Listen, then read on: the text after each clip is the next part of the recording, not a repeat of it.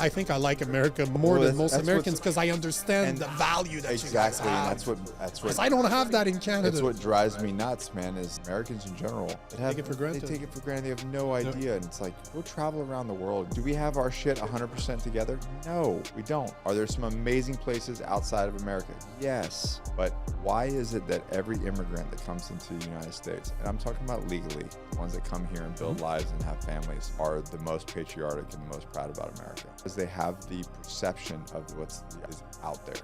They appreciate this. And the majority of Americans, unfortunately, don't have that perception, and so therefore they don't value it as much as I do, or you do.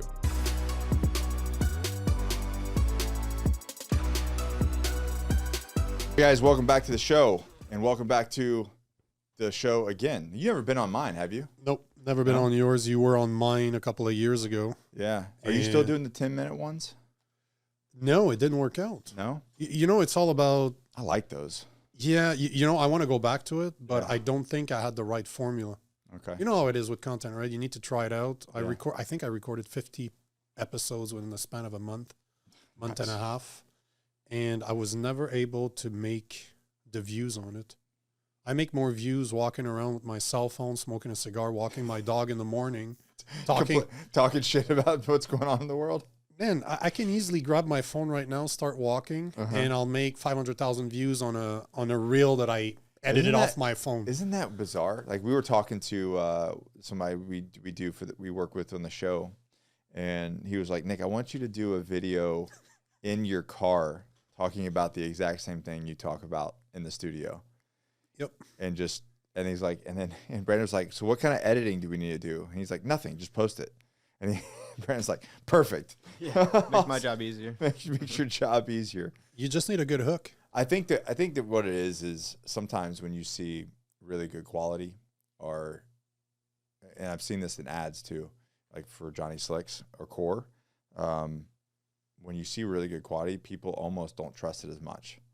But if it's just you walking your dog, smoking a cigar, talking about stuff, it's like, oh, this is authentic. This is real. It's genuine. It's genuine. And that's for me, it's like I say the same shit that I'm saying here or versus somewhere. It's just people just take it differently.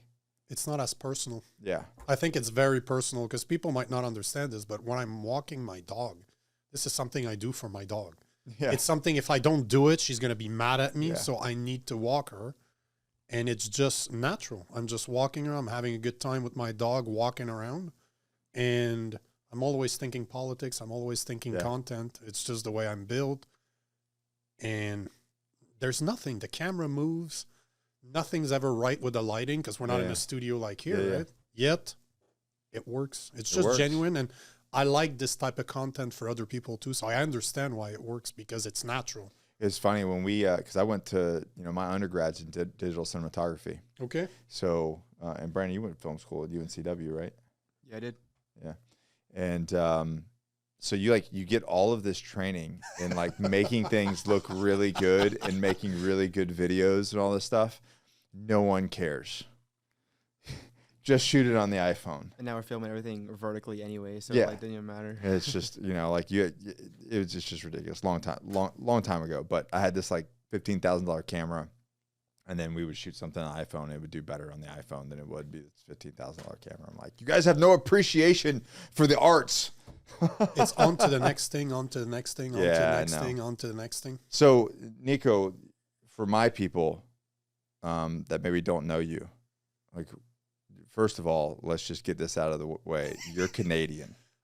Not only am I Canadian, I'm French Canadian. This is you doubled down. No, but hold on. Can I swear on here? Yeah. Okay, so I'm not retarded. I actually have a French accent. I say that to people all the time. But not only am I Canadian, but I'm French Canadian. So it's even worse. Were you born there, up there? Born in Montreal. Yeah. Yeah. My family immigrated to Montreal from Greece. That's how we got into the States. This is one thing I love about Montreal. We're like top 10 place in the world for food. And it all comes down to immigrants. We're such a melting pot in Canada. Like you look at Montreal, you have more traditional Chinese food there, more traditional Indian food, more traditional Greek food. Yeah. Because people immigrated there and brought their food with them. So the place is amazing. But it's a university town. So which you know what's going on with universities all across North America now. Yeah. The place I love is not the place. The place I lived in, that I grew up in, is not the place that it is now. Was it that different? Yeah. How old are you? 43. Yeah, we're the same age. Yeah. No, it is a lot different because just look at what's been going on since Obama. Mm-hmm. Like, you have to go back really that far back. And It doesn't feel that far back for me.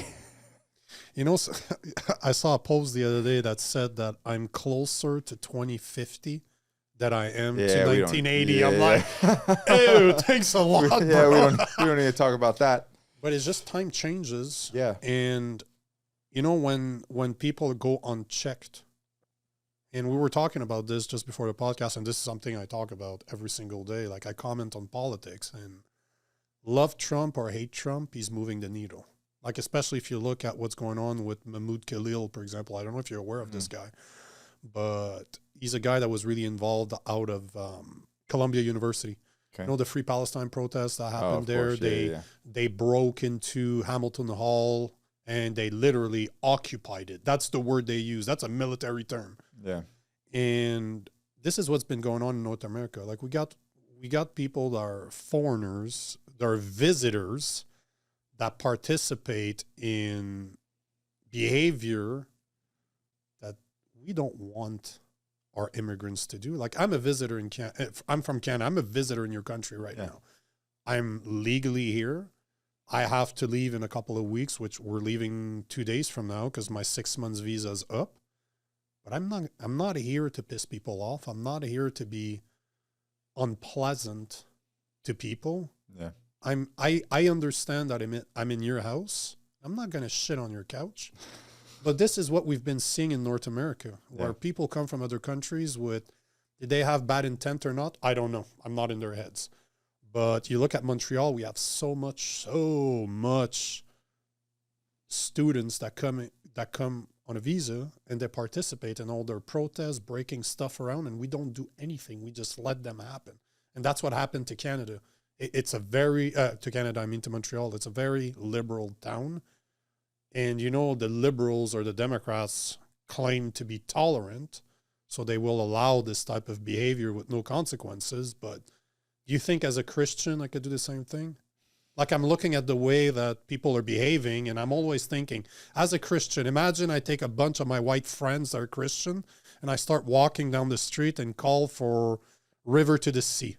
But I'm not talking about Jews. I'm going to be talking about Muslims. You think that's going to fly? No. So this is the disparity that we're seeing, and I'm happy to see a guy like Trump say, you know what? Cool. Let's see if you guys deserve to be here. So you mentioned that, you know, hate him or dislike him or like him. It doesn't really matter, but you understand why. Why do you think that, from your point of view, why do you think that that? And I have my own reasons why I think that people dislike him. But from your point of view and, you know, where you came up, why do you think that there's like this disdain for the people that do dislike him? Because he's kind of an asshole. Yeah. Like I'm an asshole too. Like, don't get me wrong here. I will say what I believe to be true, and I don't really care if it offends you or not. Like, check the mirror. Okay, so it's the no more Mr. Nice Guy. But he's not a politician. He's not a nice guy. But he's not a politician. That's the thing, first and foremost, that people need to remember. Trump is not a politician. Plus now, you know, in 2016, when he got elected, he didn't know what he was doing. Yeah. It took him time. He said that. Of course he did. He said that. He goes, I had no idea what I was doing. But now he had 4 years on. He feels that he was cheated in 2020, which I agree with him. Yeah. So he was put on the bench for 4 years. You know it's bad. Hold on. You know it's bad when I've got a bunch of Canadian friends that all believe that the election was stolen and that they're like, oh, that was all fraud. We discovered through Doge that you guys are paying. You're paying. What's the term? The Social Security. Yeah. To people that are above 120 years in age, and you have thousands of them. It's not yet overseas, right? Yeah. But the oldest person to ever live was a French woman, And she was 120 years old. You guys have something like 20 or 30,000 people. We need to fact check that French thing. Just make sure that they're not living. She's a French woman that never had to work. Her husband was rich, so obviously she lived forever. But the point is that you have so many departments through those are being exposed for doing really, really bad things. So of course he's going to be hated. Because you have a party that's been in power for so long. But why though? Like, why? Like, why is he hated? Yeah, why? Is the way he talks. That's what it comes down to. He doesn't speak to people's feelings like a politician does. But at the same, no, he doesn't. He's not. That's my thoughts. My thoughts is because he doesn't. Hey, we're all in this together, and like like all these guys do. No. You know, he's just like, no, this is the facts. This is what we're gonna do, and it rubs people the wrong way. They want people. I think the general populace, or maybe like 40% of the population, obviously based off the numbers, just wants to make politicians make them feel good, not actually do anything. They just want to hear the right words. That's it.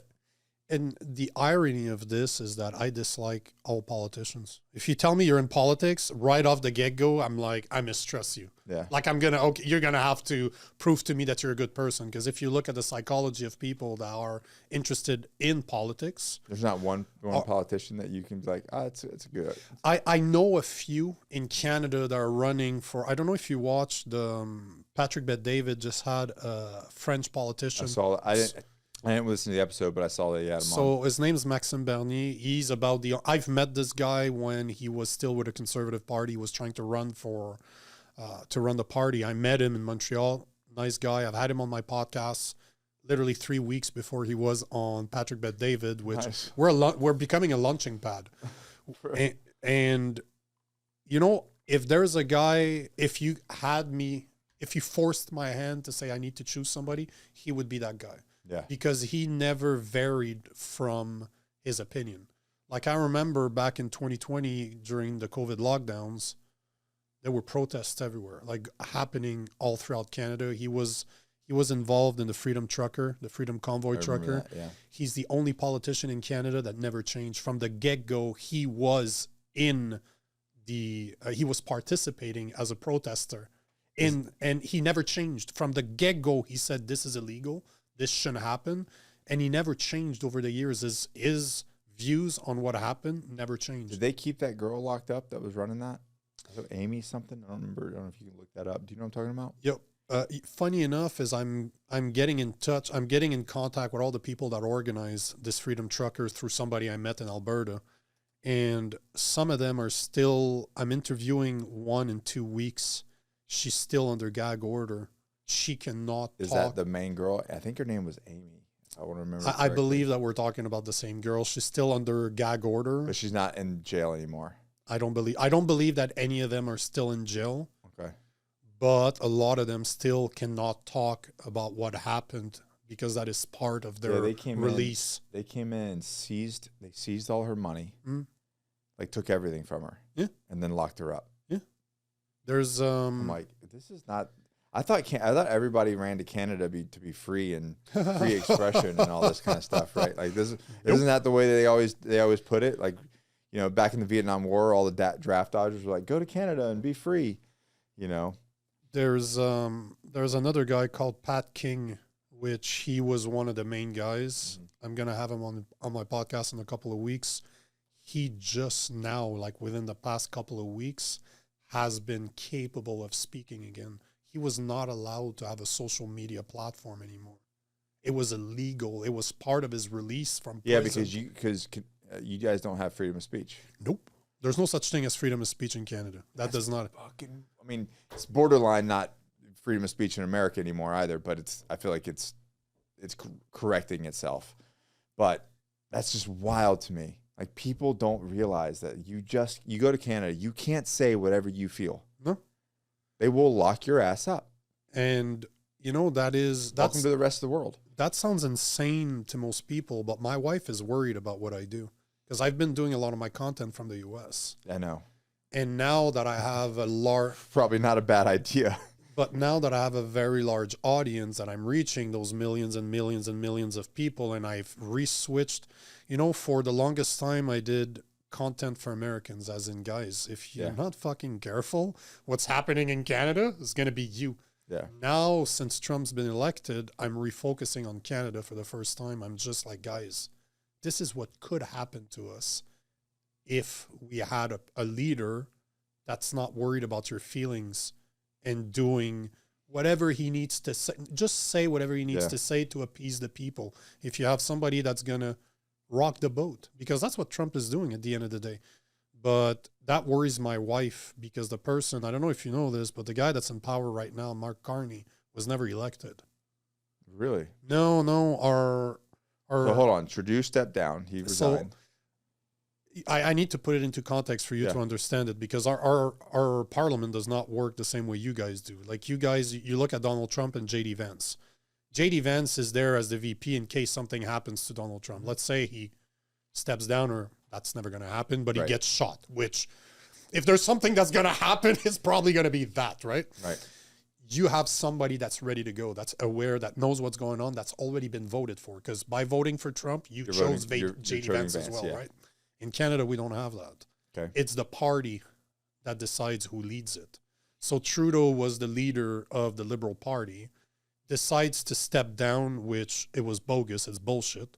He stepped down because he made place for Mark Carney. I'm a conspiracy theorist, at least I'm considered that. I want to hear all of it. Big finish. So the way that it is you have a guy that went from 9 years, because again, that's another thing. We don't have, so first off, we don't have a VP. We just have the prime minister. That's it. That's it. So if he decides to step down, what happens if he gets killed? Whoever the party is in power, in this case, the Liberal Party, the equivalent of your Democrat, will have an inside election. They will choose within the party. They're going to choose who they want to be their leader, and then that leader becomes prime minister automatically. Puppet, you mean? Well, what's interesting is that our prime minister, Mark Carney, was the one giving advice. He was a consultant to Trudeau on his economic policies. So he's been behind the scene for years. If you look at his background, he used to work for the UN. He was on, I don't know that he still is, but I believe that he is no more, but he was on the board for the WEF, the World Economic Forum. He is a self-defined, like he is proud to say this. He is a international banker, a globalist that has ties to the WEF. He has worked on the centralized digital economy for the UK. If you look at what the UK says about him, they're like, how the fuck are you guys choosing a man like him when he fucked us? Yeah. So we have a prime minister that was never elected by the people, that was chosen by a bunch of corrupt politicians that's now in power. Our parliament has been closed since December 18th last year. So on Christmas break, Trudeau decided to step down. By stepping down, he said, I'm going to give 3 months to my party to re-elect to choose somebody. So our parliament has been closed. You guys are scared. Just a couple of weeks ago, people are like, oh, we need to pass that bill so that we don't have a shutdown. We had a shutdown since December 18th. Our people in parliament have not met in person in the commune. They haven't spoken at all since December. We have a guy that is a globalist that is now in power, that was chosen by corrupt politicians. And he's making moves. Oh, absolutely. And Parliament hasn't spoken. Nope, zero. And you know what he did? And this doesn't concern the mass populace of the country. Hold on, I'll make it even worse for you. Okay. This is not the end. Like, it gets worse. So one of my buddies in Alabama, Jake, what's going on, bro? If you listen to this, that's who I'm talking to.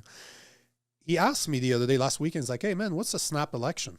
Because you guys don't have that. Because that's another difference. So we don't have a VP. So we have the leading party, the Liberal in this case, have to choose somebody to represent. That's number one. Number two, we have 4 years. Like you guys have an election every 4 years. You have the dates predefined. Yep. We have a maximum of 4 years. But Trudeau, that's been in power for just under 10 years, has called 3 or 4 different elections. You can call an election in Canada, which is called a snap election, whatever you want. If you know, this is how corrupt their system can be. Imagine that you're in power. Imagine that 6 months to a year from now, there's something bad that's going to come out that you're going to have to deal with. He can literally call an election right now when people like him. So even though that he could have been 1 year in the making, like he's only in the first year of the four. And then weather that storm until it gets good again. And then the 4-year resets. Yeah. Once he does that. So now they're capable of manipulating when the election is. So you look at Carney, for example. He became prime minister. The parliament is still closed. It was supposed to reopen on Monday this week. On the Sunday, he called for a snap election.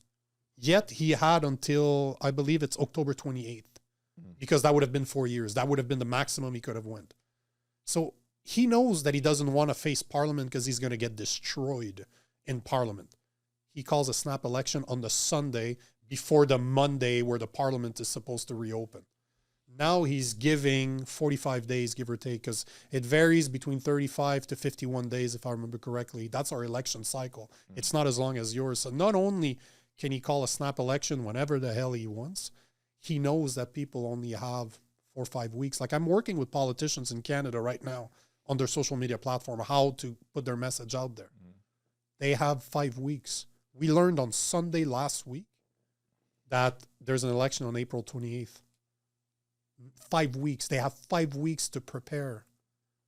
When the people it is insane when you start putting this election has taught me so much about Canadian politics. I didn't even realize that we were that bad. So does that make sense what I'm saying? Yeah. You know? Okay.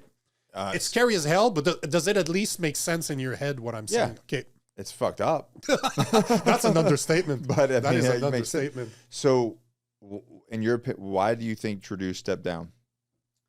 Because he did his job. You know, at the end of the day, this is where my conspiracy, normally on my podcast, I have a tinfoil hat. Not so I don't get in trouble with YouTube. I put it on. But this is where I would put it on. Because at the end of the day, what's our main goal? I'm an engineer by trade, right? Yep. I always look at what's the end goal. What am I trying to accomplish? You run businesses, you know this. What's your goal? Then you deconstruct it and you build steps to get there. Yeah. If you look at Trudeau's policy, if you look at what happened over the past 10 years, he has destroyed our economy. Just over the past 9 years, what used to cost $1, and that's averages. There's industries that are a lot higher, but over the past 9 years, what used to cost $1 now costs $1.33.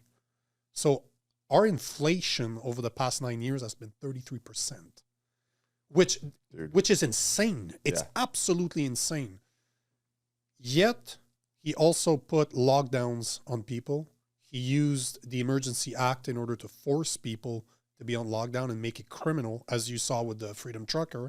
He used the police to break down a peaceful protest, which I was there. I saw that. But I was there. Like, for all the people out there that just sees little clips of what's coming out of Canada, I was at all those protests. I was giving free hugs to people during lockdown when I couldn't be 6 feet from each other. Yeah. I given more than 5,000 hugs. Yeah. So if you look at what he did over the past 9 years and you try to imagine what the goal is to bring us closer and closer to a 100% dependency on the government. Like they tried something called CERB, which is a rename for UBI, Universal Basic Income. So they tried it and people took advantage of it. You didn't have to do anything. You could literally log in to the government's website, say, this is my social security number. I can't afford to live anymore. Oh, here's $2,000 for you. No questions asked, no nothing. Our Mark Carney has already said that. So the tariffs that are going on between Canada and the U.S., instead of him picking up the phone to try to deal with Trump, he went to France and the U.K. to make deals because that's where he's from. Like he was in the U.K. He's a citizen of the U.K. He has 3 citizenship. He went there to make deals to say, oh, instead of trading with the U.S., we're going to trade with Canada. We're going to trade with Europe, which it makes no sense. We have one border and it's with the U.S. You guys buy 75% of our exports. 75%, and you have 10 times our GDP. So we got a bunch of politicians in Canada pumping their chest saying we're going to go at war. You're like the retarded stepchild that's being protected. No, but you have a big brother that's been defending you with their military, that's been making sure that you guys are okay. And now we're just biting your ankle because we're idiots. So what's the end goal? We can't trade with Europe the way we trade with you guys. So what's the end goal? He already spoke about bringing a UBI in response to the tariffs. So let's say the car sector. You guys buy a lot. You guys buy our cars. You guys buy a lot of our aluminum. I think it's 80% of your aluminum comes from us. He wants to put tariffs on your goods that comes to the U.S., use that proceed to give it back to the workers as a form of UBI. He's trying to create a dependency. Who does that? Communist country. We have a lot of ties with China, and that's one of the problems that Trump has with Canada is that we've been infiltrated by the Chinese government, the communist government. This always goes back to, so you create this dependency where, you know, what do you call it, UBI? Mm-hmm.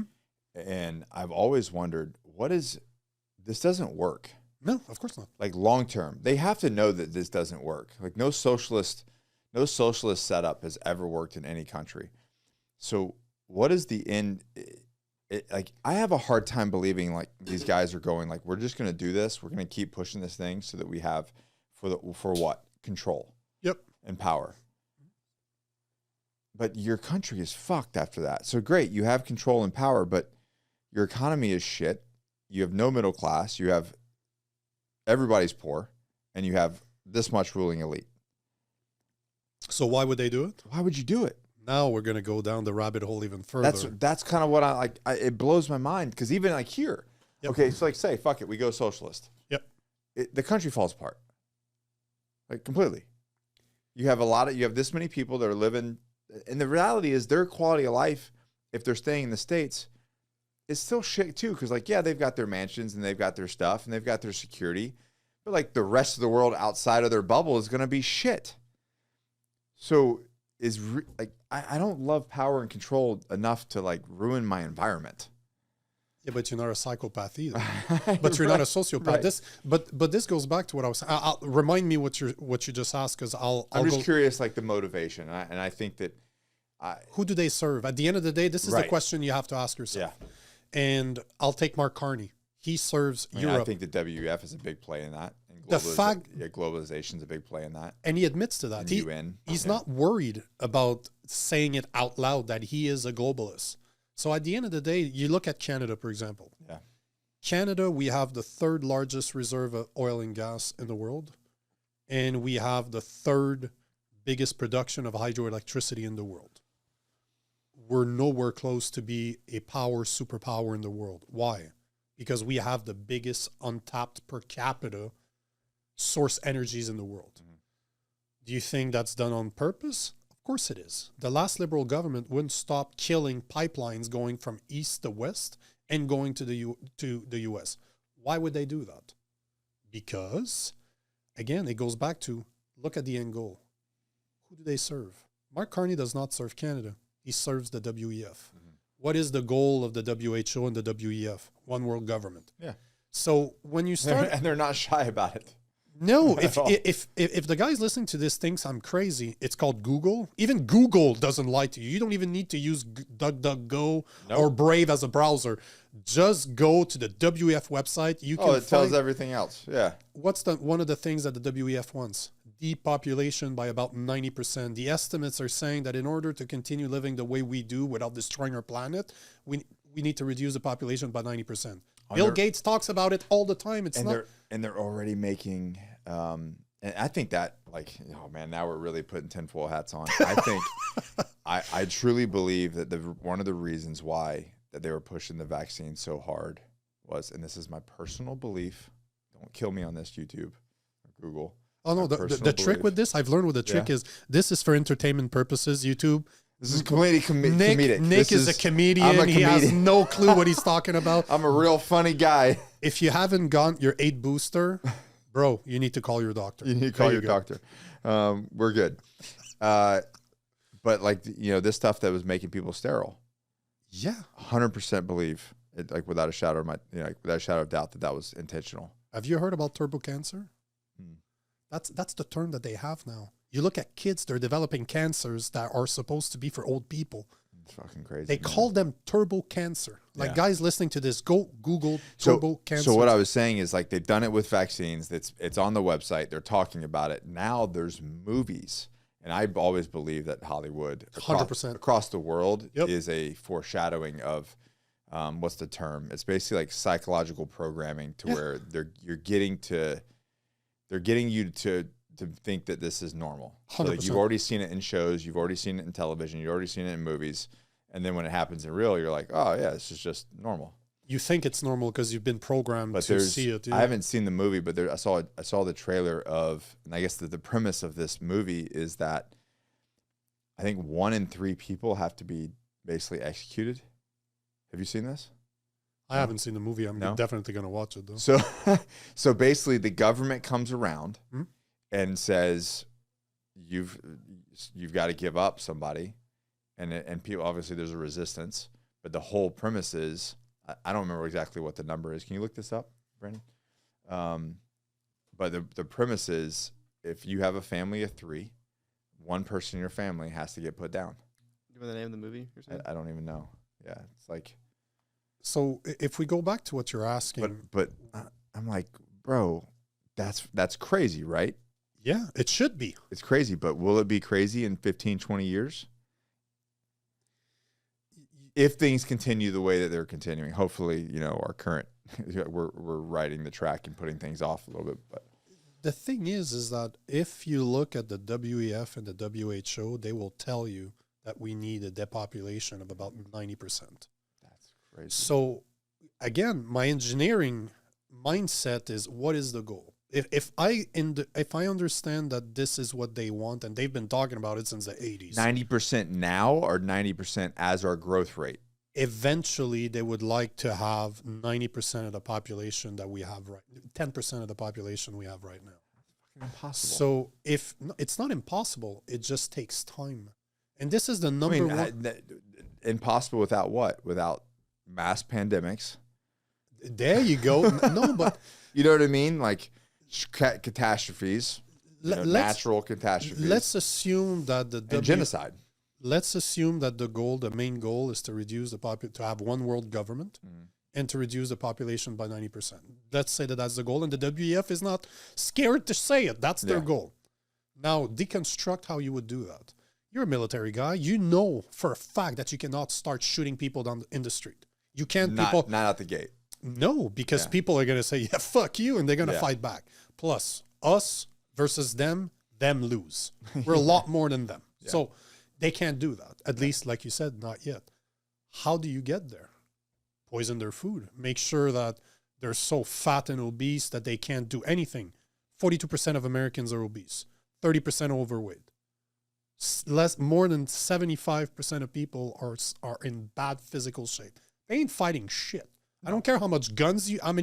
That's been my platform for a long time. It's like the opposition wants you fat. I mean, that's how COVID happened in the first place in 2020. 100%. Like that's how this platform started. That's how my mindset changed. Because I went back to how. So I'm in the military. I serve my country. I do 12 years. I go fight in these wars, blah, blah, blah, whatever. Not wars or conflicts, whatever the fuck you want to call them now. And I come back and I'm just doing my businesses, riding my skateboard and hanging with my family. And next thing you know, Johnny Law knocks on my door and raids my business. And I'm like, what is happening? Mm-hmm. Like no warrant off of just some executive order. I'm like, how did we get here? And then I started to really dive into that. And I'm like, oh, we got here because 4 decades ago, they started making men fat. They started dismantling the family unit. They started making men, labeled as toxic or wrong, and they took the power away. So men got fat and addicted to alcohol and pornography and gambling and every other vice. It's like straight out of the playbook from Outwitting the Devil, Napoleon Hill's Outwitting the Devil. 98% of the population is just fucking out to lunch. So how do you take over a country without firing a shot? Make the men fat, weak, disgusted, addicted sick, to porn, addicted, distracted, and then you can just roll in. So again, and that's what they've done. What if your main goal is 90% population reduction? How do you do it? You can't fight the people directly. You can't. That's their goal. I think there's many phases, right? There's that's a phase. There's a line there. Yep. But then there's also strategically over long periods of time.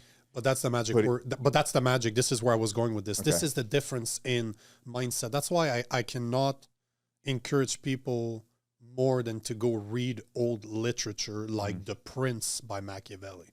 It's a small book, maybe 100 pages. It would explain to you everything that's going on right now. And it's an Italian dude that wrote it 500 years ago. Isn't that crazy? The playbook that's going on right now has been used forever. For generations. But the book is right there. You can buy it on Amazon for like $10. It's literally right there. Yeah. But you said something that people need to really understand is long game. Yeah. We've become so addicted to right now, instant gratification.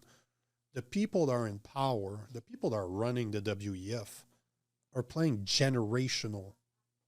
They're playing the long game. They're playing hundreds of years down the road.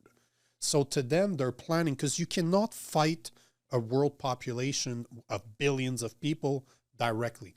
How do you do it? Over generations and generations and generation. Like right now, the generation, I was born without a cell phone. Yeah, same. Like I remember Before internet. I remember playing outside. Yeah. Without being able to be reached. If you wanted to reach me, you have to find me. Jump on your bike and try to find out where maybe I can be.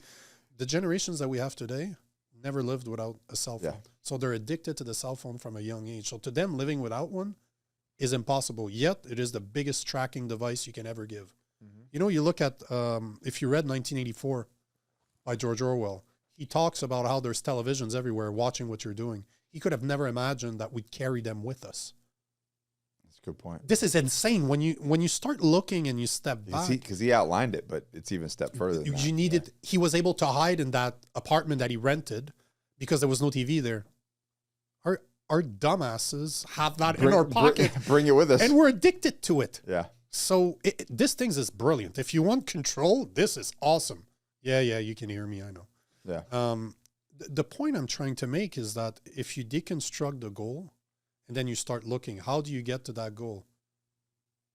Addict people to devices that you can hear everything they say, make them fat, make them complacent, give them, the Romans did it very well.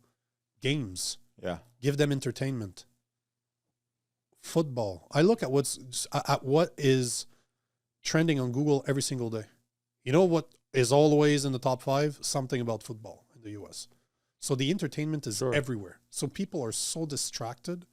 They're dumb. They've been dumbed down through an education system that is indoctrinating them in regurgitating what they're telling you to believe and testing you on it. Oh, here's a reward for you saying what I told you without questioning it. So everywhere you look, nobody's proning critical thinking. They're doing everything you can to make sure you trust the government. Yeah, of course. And over generations and generations and generations, what are they doing? They're making you fat. They're making you lazy.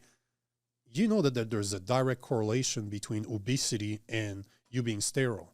Like the fatter you are, the more out of shape that you are, the less your body works. So obviously it's harder and harder for you to have children.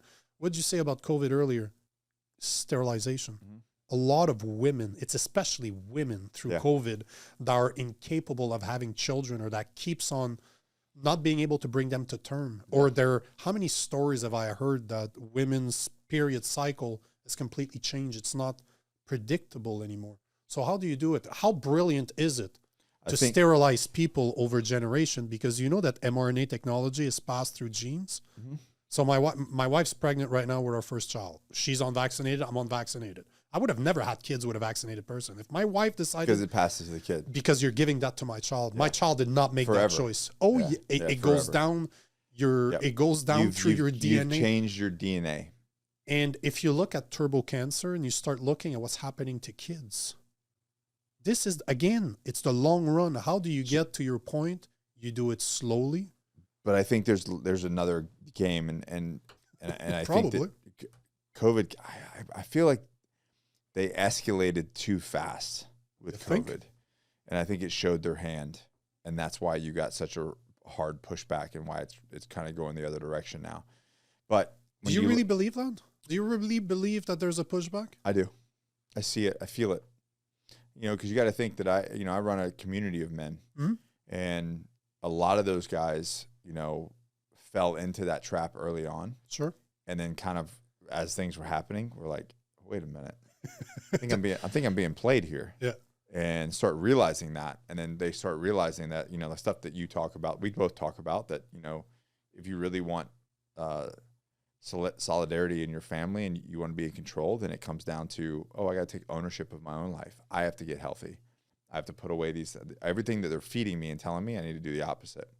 And guys sort of do that. But going back to this thing, so like, okay, so 40, you look at, Monsanto and the Jimmy Carter and the industrial corn area of when, like, high fructose corn syrup came into America and ingredients started to change, cheap food, et cetera. So that's the foundation, right? But there's another layer that I truly believe, and this is where PSYOPs comes into play, to where we manufacture, and this is really going to get people frustrated. I mean, it frustrates me. You got to remember, I served my country 12 years. I was gone for 6 out of those 12 years. But then you have these things where you have these manufactured incidences. And going back to media, what was the movie with John Travolta, and he was like a terrorist? You're talking about Swordfish. Swordfish. What a great movie that is. So think about it. Mm-hmm. Again, programming. At the end of that movie, what did they find out? He worked for the CIA. Mm-hmm. All of it was orchestrated by the government. Yeah. So now you have, hypothetically, for comedic purposes, we're talking about this thing where the powers that be fabricate these incidences, and then they go, we got to send the National Guard in. We got to create this police force. It's for your safety. And then at what point do we go, okay, martial law? It's for your safety. And people go, you're right. Buildings are getting blown up. There's car bombings. There's assassinations. We need this. So what do? They willfully give up their freedom and their in the frame of fake security. Mm-hmm. And they've orchestrated all this. Now you do that. That's one step closer to concentration camps. And that's one step closer from there to essentially genocide, because it's these people are doing this. And it's like, now we gotta eradicate them. Now it doesn't happen overnight, but again, it's phases, and like you said, over a very, very long time. And the next thing you know, people just think it's normal. And this is the important part. Long time. It is not a short game. That has been going on for hundreds of years. Yeah. It's indoctrination over hundreds of years. Now you have generations that don't know any different. Do you think it's inevitable? At the end of the day, thank you for asking this, because this is where I wanted to go with this. There's another component to what you're talking about, and it's spiritual. This is always, if you look at any communist government, what is the first thing that they do? Get rid of religion. They get rid of God. Forget the religion. They get rid of your connection to God and they replace it by them. Yeah. They want to become Big Brother. They want you to trust them, to have faith. They become God. They want us to have faith in them the way you would have faith in God. Yeah. This is always the first step. And this is the biggest problem I'm seeing today, is this. We're so disconnected from God. I think it's coming back, though. I think that you're right on that part. In the U.S. anyway, as far as like people that even with myself, people that have never spoke about their spirituality. Got rebaptized not even 2 years ago. That have never, you know what I mean? I think that there is, because there's a pendulum shift, right? And it's just physics. And I'm not going to misquote it, but basically it's like equal, right? Whatever, if they push, the opposite is going to push back equal or greater force. Okay. So going back to like, they push their hand. So like, this was over decades of them slow rolling these things out and creating problems. And then they just went like, they just fucking throttled down in 2020. And I think that was that force, and that heart of a force is what caused all of this now, to where now I think people are coming back around and I've seen more people publicly talk about them reconnecting with their faith than in my entire life. How many, you deal with men, right? How many men come to you, part of your group, or just comment on your stuff, follows you because they know something's missing? They know something's wrong. Yeah. They don't know what it is. They can't put their fingers on it, but they know something's wrong. We even did, one of our coaches, John Mark, came to me, and I immediately knew it was the right move. We created so in the Agoge, we have like these 4 phases. We have our 4 pillars. But apart from that, he wanted to create a formalized spiritual component of it. So we labeled it the MFA, the Men of Faithful Action. And I like it. So now it's just bizarre. So now we have inside the Agoge, we actually have a subgroup of people that are pouring themselves into like the spiritually and faith side, and they meet every Friday. So now we have 3 calls a week. On Friday at 9 is the Men of Faithful Action call. And they're doing great work in there. And it's amazing. Almost all the guys in the Agoge are like, yes.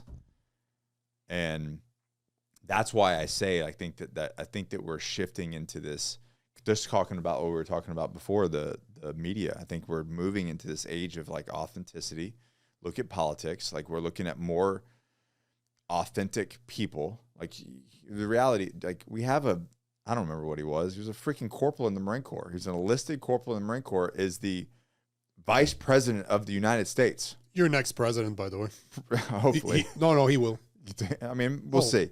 Just look at the 2 past months. I did not know who that guy was until Trump picked him. Oh, he's great. And as soon as I'm looking at a lot, like he was at CPAC a few weeks ago. And he just did a Marine Corps commercial when he spoke to the Marines. And I was like, he is the definition of the American dream. Yeah. Comes from poverty. Yep. Went to the military. Is now VP. He's married to a brown girl. Like, that is something that the woke left has nothing to say about him. Like, they can't. But the beautiful thing is, if you look at what he did in CPAC, he had a small interview in CPAC. I don't remember the name of the person. They were interviewing him. His legs spread, talking like a bro. Like, hey, man, like, I wanted to go have a drink and smoke a cigar with the guy. Yeah, he is just very likable, but he is very middle. So if you look at all these individuals that are coming in, like Tulsi Gabbard's the like DNI Democrat, it's Democrat, right? It's crazy, man. It's like real people. RFK, Democrat. We're really legitimately getting in people into running the government for the first time in freaking decades. That, I mean, I guess probably since Reagan, that are just real people that give a shit. And a lot of these people I know personally, and it's like, that's just a real human being. Not somebody that's been in the system for, like Biden, for 60 freaking years, getting rich off the backs of us. So I think that I do have hope. On one side, I have hope because I see how hard they pushed, and I see how hard the other side is pushing back. And we see it based off the landslide of the election. We see it. I see it. I don't see the crazy left media as much as I used to, and maybe that's an algorithm thing, but I think people are just like, you blue-haired weirdo, stop screaming. Nobody cares. It's being marginalized. And they're not really, I mean, I don't know, Brandon, you're young. Do you still see all that crazy stuff? I definitely see more what you're saying now, like blue-haired weirdo, stop. Like, stop. Even if like what you're saying like makes sense, just chill out. And just like talk. Before, 3-4 years ago, it wasn't like that, right? It was everywhere. Yeah, it was crazy. Yeah. It was crazy. There's been a culture shift. Yeah. And so I'm with people renewing, getting back into their faith and their spirituality, more authentic people speaking up, that are just like, hey, I'm a real person. This is what I believe. And this is what's the best for us as a community. So I do think that's a shift. However, long term, when you're dealing with somebody, who has infinite amount of money and is playing a 100-year game, is it inevitable at some point? I don't know. I hope not, but I could see how it definitely could be. But does it really matter at the end of the day if it's meant to happen? Because this is why I think they always go for the connection with God first and foremost. Because the only thing that gets me going every single day is the fact that I have faith in God. And what's the worst thing that's going to happen? I'm going to die. Okay, cool. I'm going to meet my maker. I'm not worried about dying. I hope it's a quick one. That's the only thing I ask is I hope it's a quick one. But at the end of the day, I'm not worried about dying. Yeah. My allegiance is not in men. I don't have faith in men. I have faith in God. So whatever men does, they're sinful. They're going to mess up. I'm going to mess up, you know? Yeah. There's 3 things that are sure in my life. I'm going to fuck up again. I'm going to die. And when I do, I'm going to meet my maker. That's it. Those are the 3 things that I know for a fact. Those are going to happen. The rest, you know Alan Watts? Big fan of Alan Watts. I was a Buddhist forever. And one of this concept is the Joker concept. To understand that this life is a fucking joke. That we're going to meet our maker at one point. When we're a bag of flesh, right? When we die, we'll meet our maker. So enjoy it. Laugh at this. It's funny you say that. So Just I don't know man. where you stand on plant medicine, but I did on things like psilocybin, on things like ayahuasca. DMT, yeah. Big fan. Been using it so for years. So I did 5-MeO DMT, and one of the things that I God damn. Yeah. That's the only one I haven't done. You went for Oh yeah. I went to partied with God. Yeah, I went to the Awesome. afterlife. And it's interesting because after that experience, I'm like, oh yeah, this is temporary. Oh yeah. This is this meat suit that I walk around in this is a temporary game. There's a bigger universe out here. One of the things that I came out of that, and I remember coming out laughing, and they were like, "What is he like?" You know, my coach, who actually was on a special operation, John Stevens. He's been on the podcast. He goes, listen to this dude. He goes from a special operations dog handler, comes back, goes to selection, becomes a raider, then becomes a source handler. Basically, like goes to the farm and becomes a special agent source handler. Gets in a bad parachute accident. Almost dies.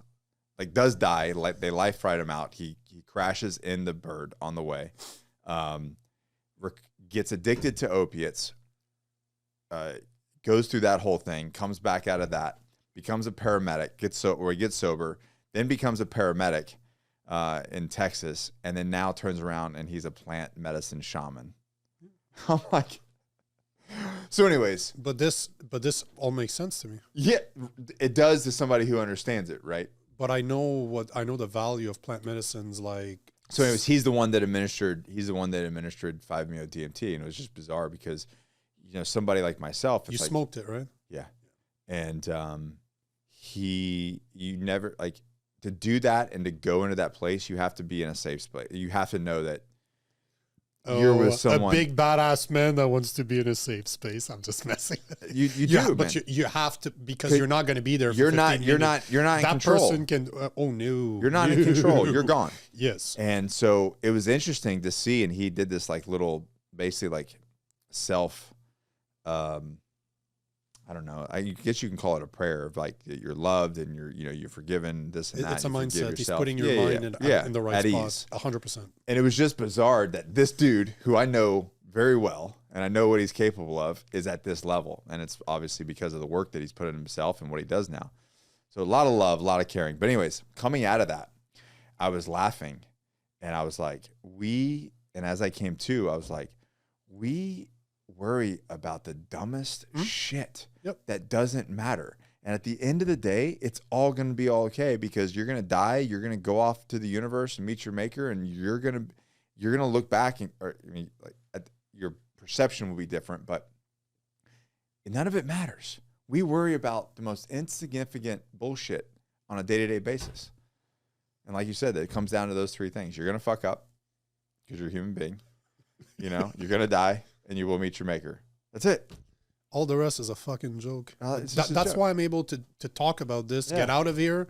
You know what I enjoy? The little pleasures in life that I have. My wife is pregnant right now, so I can't do it anymore. But 5 months, bro, dude. my first little boy coming out. Yeah, and I'm man. getting a boy first. I'm so fucking happy about this. I'm very sexist when it comes to kids. I wanted a boy first. Sorry, not sorry. Dude, I don't think I've talked about this on here before, but I actually had a panic attack when I found out we were having a boy. Why? Because of where you went? No. Because of your past? Yeah, because of my past, my experiences growing up with my father, and I had two. I had 2 older girls. Sure. So like I've done the girl dad thing. Girls love their dad. They're supposed to. If you've done a good job, they're supposed to. They love their dad, and especially when they're little. Now when they get like 9, 10, they start going through, and then there's like a 10-year gap. They break your heart, and then they come back around. I was going to say, your heart's been broken. Oh yeah, man. Some of the things those girls said to me as a teenager, I'm like, this cuts deep. And I don't think that wound is ever healed. But a 16-year-old girl. You want to name her? You want to say which of your daughters you're talking about? I'm just messing. No. But I think every parent has gone through that. Like, I hate you, and you're like, bro, that, like, and I might have said that as a kid too. But I'm like, bro, that shit hurts to a parent, man. You should never tell your parent you hate them. They love you. Anyways, but I had legit, like, when I found out we were having Dimitri and he was going to be a boy, I like legit, and Allie was super happy and she was pissed at me, and I legit had a panic, like a legit panic attack. I'm like, oh fuck, like, am I gonna fuck this up? Am I, probably, you know what I mean? Probably. And I mean, at some point, haven't yet. I did drop him when he was a baby, but I've dropped all my kids, so that's just standard. I'm sure you've been dropped too, because I've been dropped too. But and it was funny. She was like, listen, I get you've got some trauma in your past and some stuff. He's like, but you need to figure your shit out, because I'm excited and you're not going to take my excitement away from this. Yeah. So you need to go deal with your shit and talk to some boys. So what I did, I talked to Kirk, and I talked to a couple other guys, and they're, basically it's like, stuff that I already knew that I just had to process. But, my relationship moving forward isn't based off the past. It's what I create. And little dumb shit that you have to tell yourself. But yeah, the initial thing of me having a boy, I was like, oh fuck. I'm looking forward to it. It's so freaking. Now I'm like, now I look back, I'm like, years. It's the coolest thing in the world, man. It's the coolest thing in the world. To go back, the kid is awesome. To go back to psychedelics. Yeah, this is one of the uses. Exactly what you just described right now. You have past trauma. You're fully aware that you have past trauma. Yeah. And 5-MeO is not going to help you with that. No. Because 5-MeO is really meant to be very short, to send you something, to send you somewhere where you're literally going to meet your maker. I did have some, like, there was some couple really amazing breakthroughs that I realized through that. But did you do things like psilocybin, which because to me, psilocybin, especially ayahuasca to me haven't done ayahuasca yet. That is a life changer. That changed my life. Yeah. I've done it it's on the books. Done it in jungle of Peru. And then I know a guy in just outside Montreal, Matthew, that does it. I've done it. It's one of those things. It's not a crutch. I don't use, or how do you call it? It's not a dependency, because I've met a lot of people that depend on this to feel better. I just do it every few years when I filled in the call. Now I've been starting to feel it for the past few months. Like, go work some shit out. It's been a little while. This is going to sound absolutely insane, but during an ayahuasca trip about 4 years ago, just after Biden was elected, I knew that I would be in the States for the next election. I knew that, and I'm here right now. I was in Alabama during the election. I knew that I would be going back to Canada to have to fight with the government. I knew that. It was shown to me 4 years, just under 4 years ago. It was shown to me. I'm literally going back to Canada within the next week. Mm-hmm. And when I left, I did not have the audience that I have now. I'm starting to meet all the people that organized the Freedom Trucker. And if you think it was bad during the Freedom Trucker, wait if Carney's elected, how bad it's going to get. So I've seen all of those things that have been happening in my life for the past 3 years. I've seen them through ayahuasca. I've seen them through doing psilocybin trip.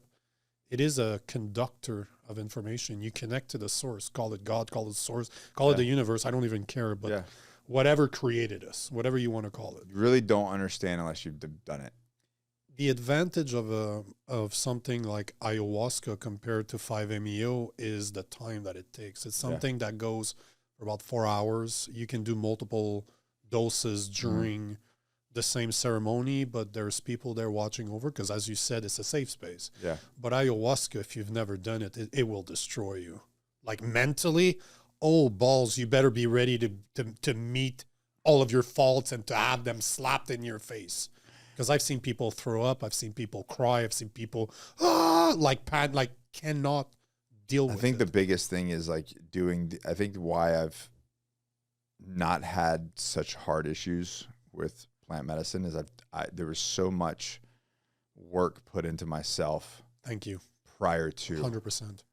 I would never suggest any of out those. The gate. No. You better, to me, at least as somebody that's been playing with this for a decade, you need to have a meditation practice. You need to eat well. Own your shit first, and like go do the man in the mirror thing, and go own all your shit, and then deal with that before, because otherwise you're gonna deal with it, but it's not gonna be pretty. It's gonna hit a lot harder all at once. I'd rather just get the good shit, like the future and like where I can improve and things like that, versus all of the, I'd rather deal with all that other stuff on my own, which I did. And then when I started doing it, it was like I was unlocking different things. You know what I mean? Unlocking is a word I've used often because I'm a big meditator. I meditate basically every day, and it allows me to go deeper within my meditation. That's why I like stuff like plant medicine.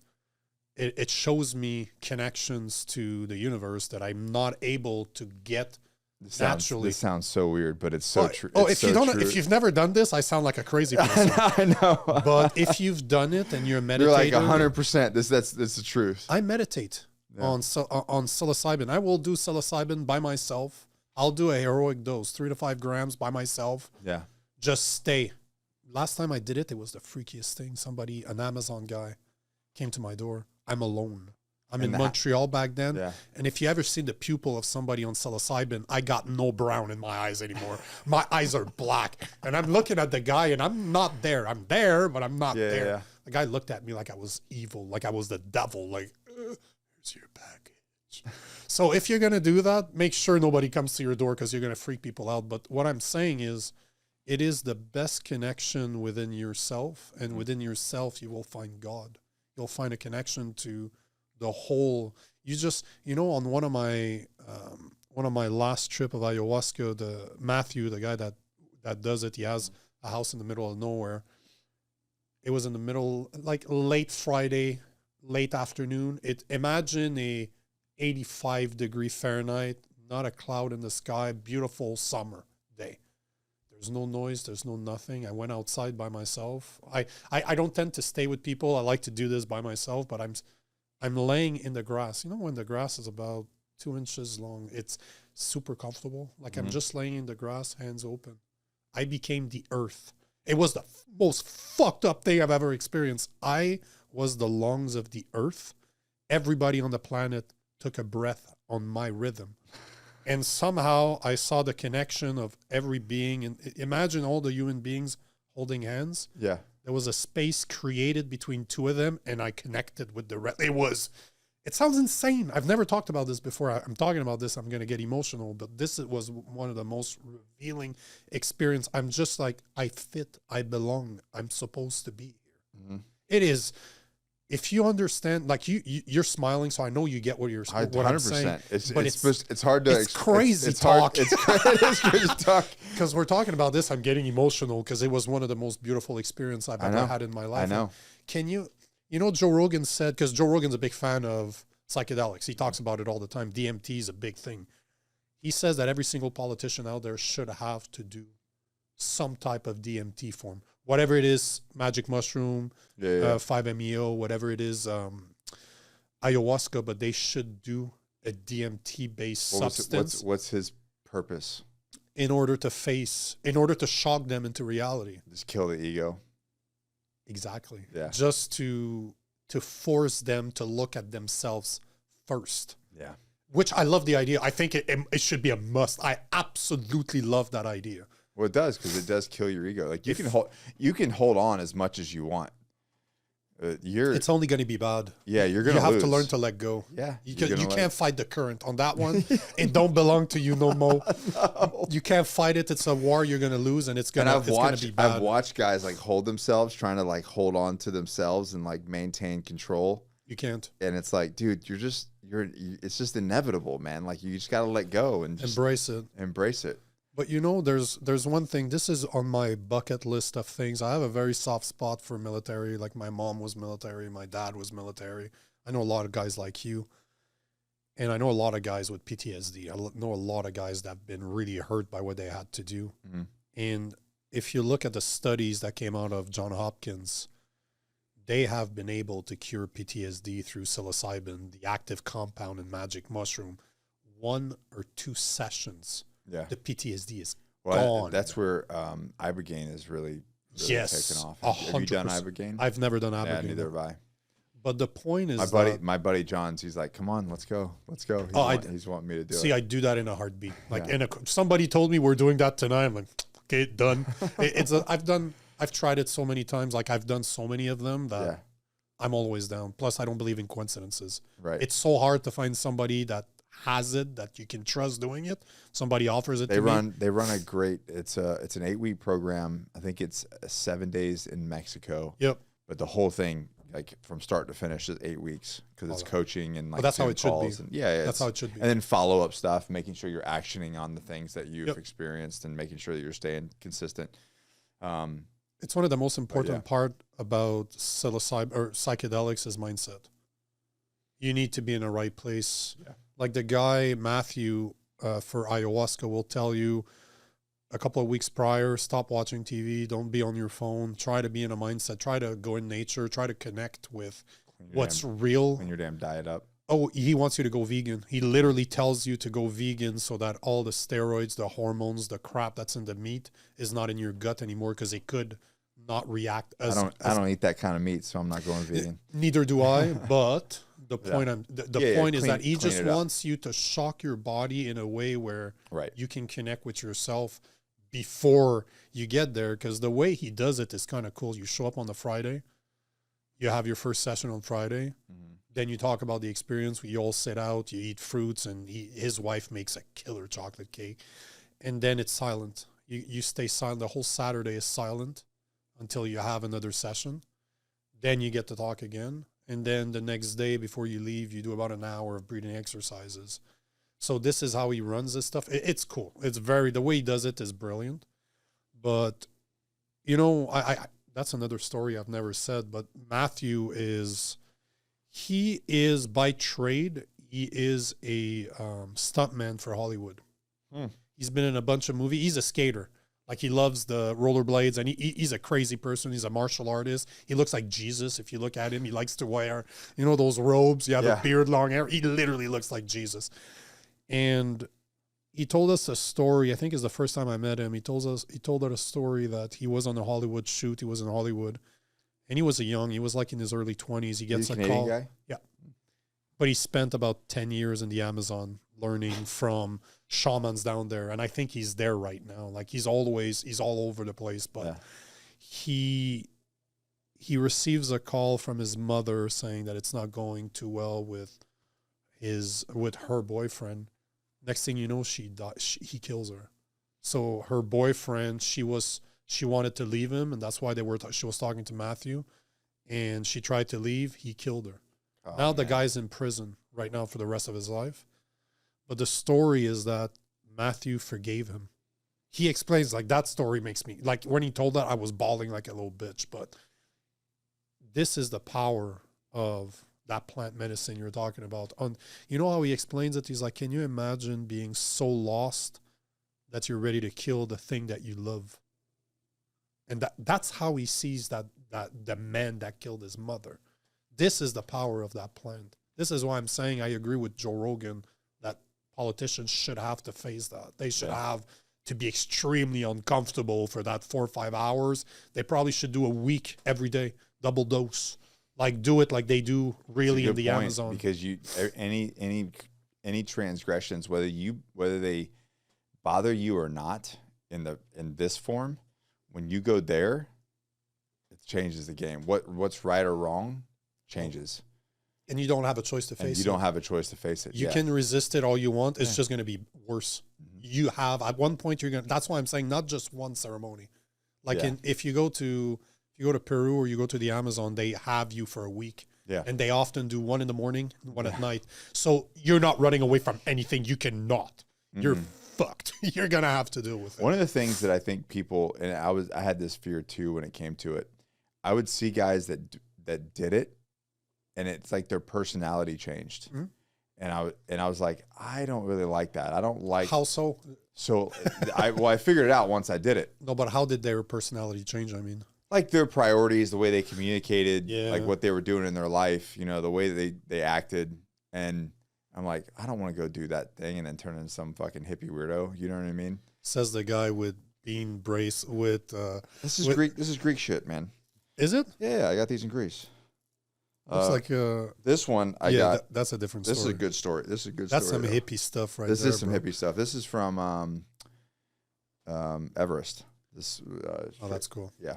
So, but I'll tell you about that in a second.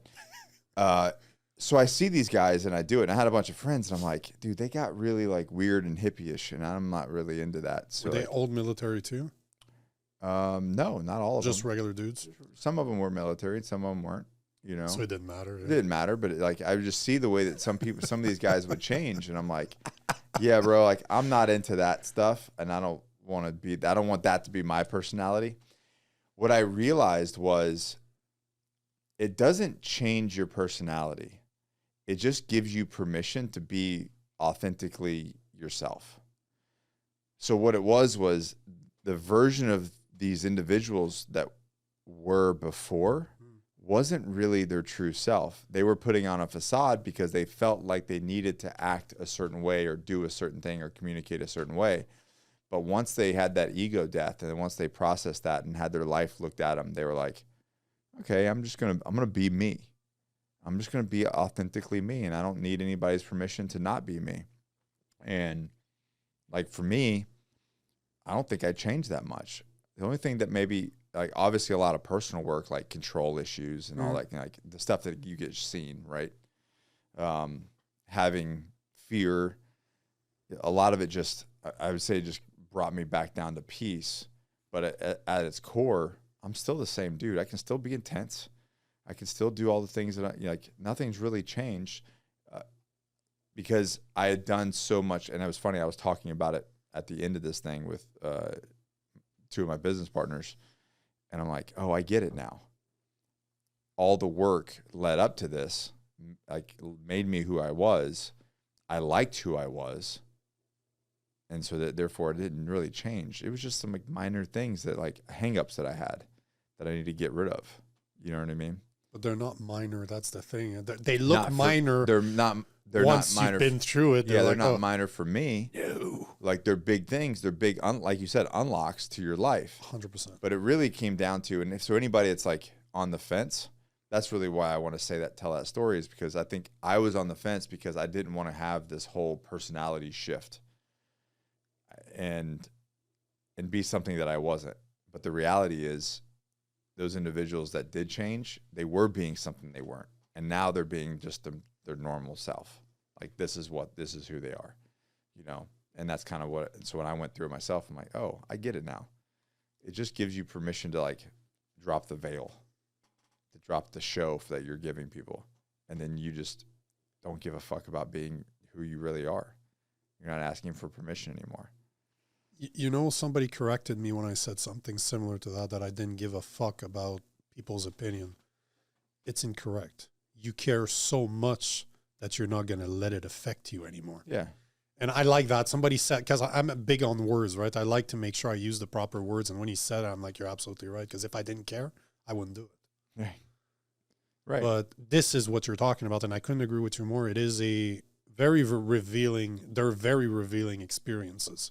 To be able to look at yourself with no mask on is a fucking frightening thing. If you've never done it, it might be the scariest thing you go through. And I think people generally are, and I don't mean to use the word afraid, but I think that there's a lot of fear around, like, what will people think of me?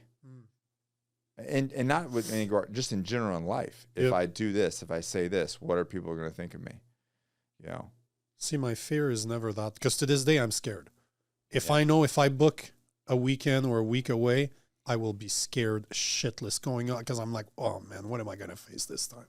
Because it's always a surprise. You never know what's going to coming. There's always something, There's always something I need. And now I'm due. It's been almost 3 years. Last time I did it with my wife was about 3 years ago. And I'd like to do it again to see how far I've gone off course. Because sometimes I'm a guy. I need a smack in the back of the head. Tell me, hey, bro, what the fuck are you doing? And I'm there right now. I think I believe I've grown so much over the past few years, but that's a very biased opinion.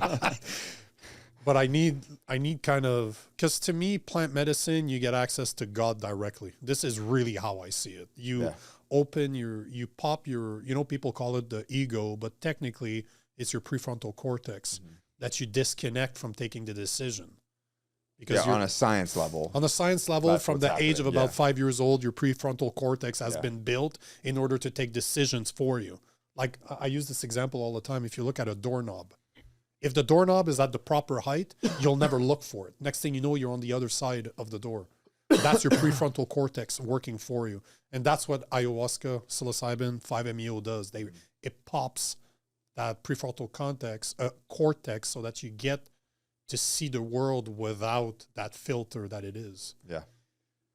I miss it. I talk about this, I'm getting chills, man. It's been so long since I've done it. I miss it. It's such a great tool if you understand the use for it. It's definitely a tool. I will say, because somebody was asking me, like, oh, so you're just gonna do, you're just gonna pop DMT every Friday night and for a good run. I'm like, be careful. I'm like, are you freaking kidding me, dude? Hell no. Like that is work, man. I was exhausted when I came out of that thing, mentally exhausted. Yeah, and so it's not a. Don't get me wrong, it's not a fun time. It's not a recreational, like, oh yeah, I'm gonna go see the wizard. No, it's work. The best way I journaled after that thing. I wrote down a ton of shit, man. I was like, my brain was just like pouring. Yeah. So no, it's not something that I'd want to do every Friday night for fun. The best way I can explain it, I have a lot of tattoos, right? I see ayahuasca like tattoos. It hurts like hell when you're having it done. You're not going to enjoy that 4, 5, 6 hours you're sitting. No. Once it's healed up 2-3 weeks after, you're like, oh man, this is cool. This is how ayahuasca is. Yeah. You're not going to enjoy. I might have enjoyed a couple of sessions in my life, but most sessions I never enjoy it. During the act, I don't like to be reminded how much of an asshole I am. I really don't. You know what? Sorry, I don't like it.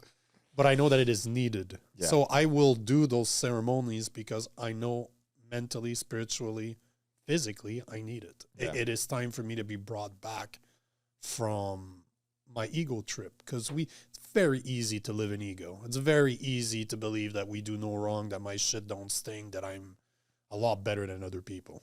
So going back to the vegan thing. We're not going back to anything. We're introducing a new subject. I walked in. I was like, "Dang, Nico, you put on some size. And you put on some size before, but you put on how much weight have you put on?" Last time you and I seen each other, I was probably about 190, 195. I'm about 230, 232 right now. Feel good? Oh yeah. Yeah. Oh yeah. Oh yeah. So you were like a lifelong vegan for a long time, right? Correct me if I'm wrong. Until about a year and a half ago, I had been a vegan for 4 or 5 years and a vegetarian for more than a decade on top of that. What was the reasoning behind that? Because like for people that don't know, I did almost a 3-year stunt. When we met, you weren't eating meat. Like I think it was about that 3 years ago. Yeah. Okay. Because you were trying to, I think it's something your wife had proposed or something. Yeah, it was like digestive stuff. Yes. Yeah, it was digestive. So it started off with one thing, and then it kind of I started like taking things out slowly. But you look better now, though. Yeah. Like just like not even your shape, because you're wearing a massive, you're almost wearing a winter coat in the middle when it's like 80 degrees outside. You're talking to a Canadian that does minus 40. It's cold here, bro. I woke up and it was in the 50s. It's cold. But just your face. Mm-hmm. Your eyes, your skin looks clearer. So I will say for me personally, before we get to you, for me personally, it was good for like 6 months. Sure. It was like a good clean out, good reset. Mm-hmm. But then it started to have like more, like as I was doing it longer, it started to have more negative connotations. Yep. And then I didn't even realize I got to do, let me see if I can find this. You want to check for something as he's doing this? Check. There's a research that just came out that compares the brain size of a vegetarian compared to somebody that actually eats meat. I did not know that. This blew my mind. I saw that like a couple of weeks ago. That's pretty shitty. But it explains a lot. Have you ever tried to talk to a vegetarian? No, I'm just kidding. That was good. That was good. I was one for more than a decade and a vegan on top of that. So I can tell you. That's the same way with me, man. I feel like I can make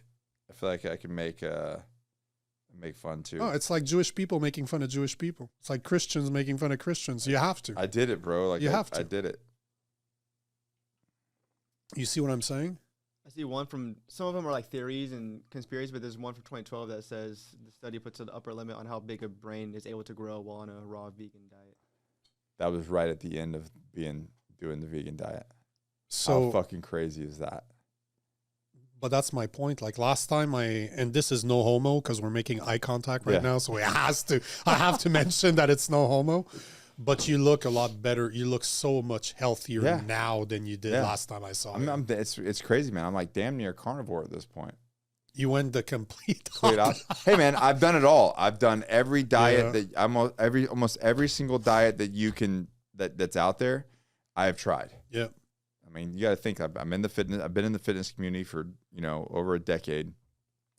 Even before then, I was running some stuff when I was actually in the Marine Corps. I had a small business, side business. And so I've tried everything. Like, I feel like you have to. Yep, I agree. And I've landed now at 43. I've kind of landed on what I think what's balanced and what works for me.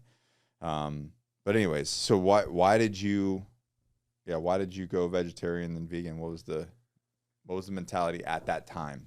What was the belief? Man, I must have been about 28 when that happened. Man, it was a long time ago. But my stepdad, so the guy that my mom married eventually, because my dad left, I was young, and he was sick. He had esophagus cancer, and he was a really good man. Like, he was literally a good man. And I wasn't sure how to deal with it. And one of the guys at work was a vegetarian. And to put it into perspective, Chris is 6'7", probably walks around 350, 360 pounds, used to play for the CFL, the Homo Canadian Football League in Canada. Literally, he has to dip in order to walk into that door frame. Like, he is a monster of a man. It's American football, or we're talking about soccer? No, Canadian football. That's why I said the homosexual version of American football. The Brandon's version of football. Exactly. Hey, man. Hey. I don't even got to come back for that. Hey. But yeah, that monster of a man just said, hey, bro, maybe you should read this book. And it was a book about Buddhism, just how to deal with meditation, how to kind of connect with yourself. And I just started reading it. And I remember being I'm in my living room on my couch, laying down, reading this book. I had an American bulldog, so 120-pound monster sitting, like literally sleeping on my legs. And I had a cat back then just on my shoulder. I'm like, why do I eat animals? Like, I wouldn't eat my dog and my cat. That day, I stopped eating meat. That was it? That was it. Bro, all he wanted you to do was meditate. He didn't tell you to start eating rabbit food. Yeah, but you know how it is, man. I'm a very... all in. I have a strong will, and I don't believe in gray areas. Yeah. So it's either I do something... We're not half-assing anything. We're full-assing everything. I'm either doing it 100% and I'm obsessed, or I just don't do it. Those are my two modes. Yeah. And, yeah, I just started... this is the important part. I think the only reason it lasted for so long is that it was never about me. It was a spiritual belief that I did not have to harm. You had ethical reasons. 100%. Yeah, see, I never had ethical reasons. This is why it would have never worked. Yeah. This is why it's not sustainable, because physically I did not feel better. Mm-hmm. But I did it out of morality. Yeah. Which you can sustain that for the rest of your life if you want, because it's not based on how you feel. It's just you believe that it's the right thing to do. Mm-hmm. And that's why one day I became a vegan and I completely stopped everything. But, for more than a decade, I had digestive problem. I literally had diarrhea every couple of days because of what I ate. And I'm not somebody... Did you know that it was connected? It proved it to me about 1.5 years ago when I started eating meat again. Because now I don't have those digestive problems anymore. Yeah. But to put it into perspective for the people listening to this, I was fighting back then. I was an amateur fighter in Muay Thai. So I was competing, and I won a North American title as an amateur. So I wasn't just fighting a little in backyards of people. I was actually seriously competing. Yet I was able to do it on a vegan diet. I can only imagine how the performance would have been different if I did it the way I'm eating right now. But I was lean. At 28, not at 43. I feel better now than I did. I'm talking about being in the ring. A little bit different game. I'd like to do it again.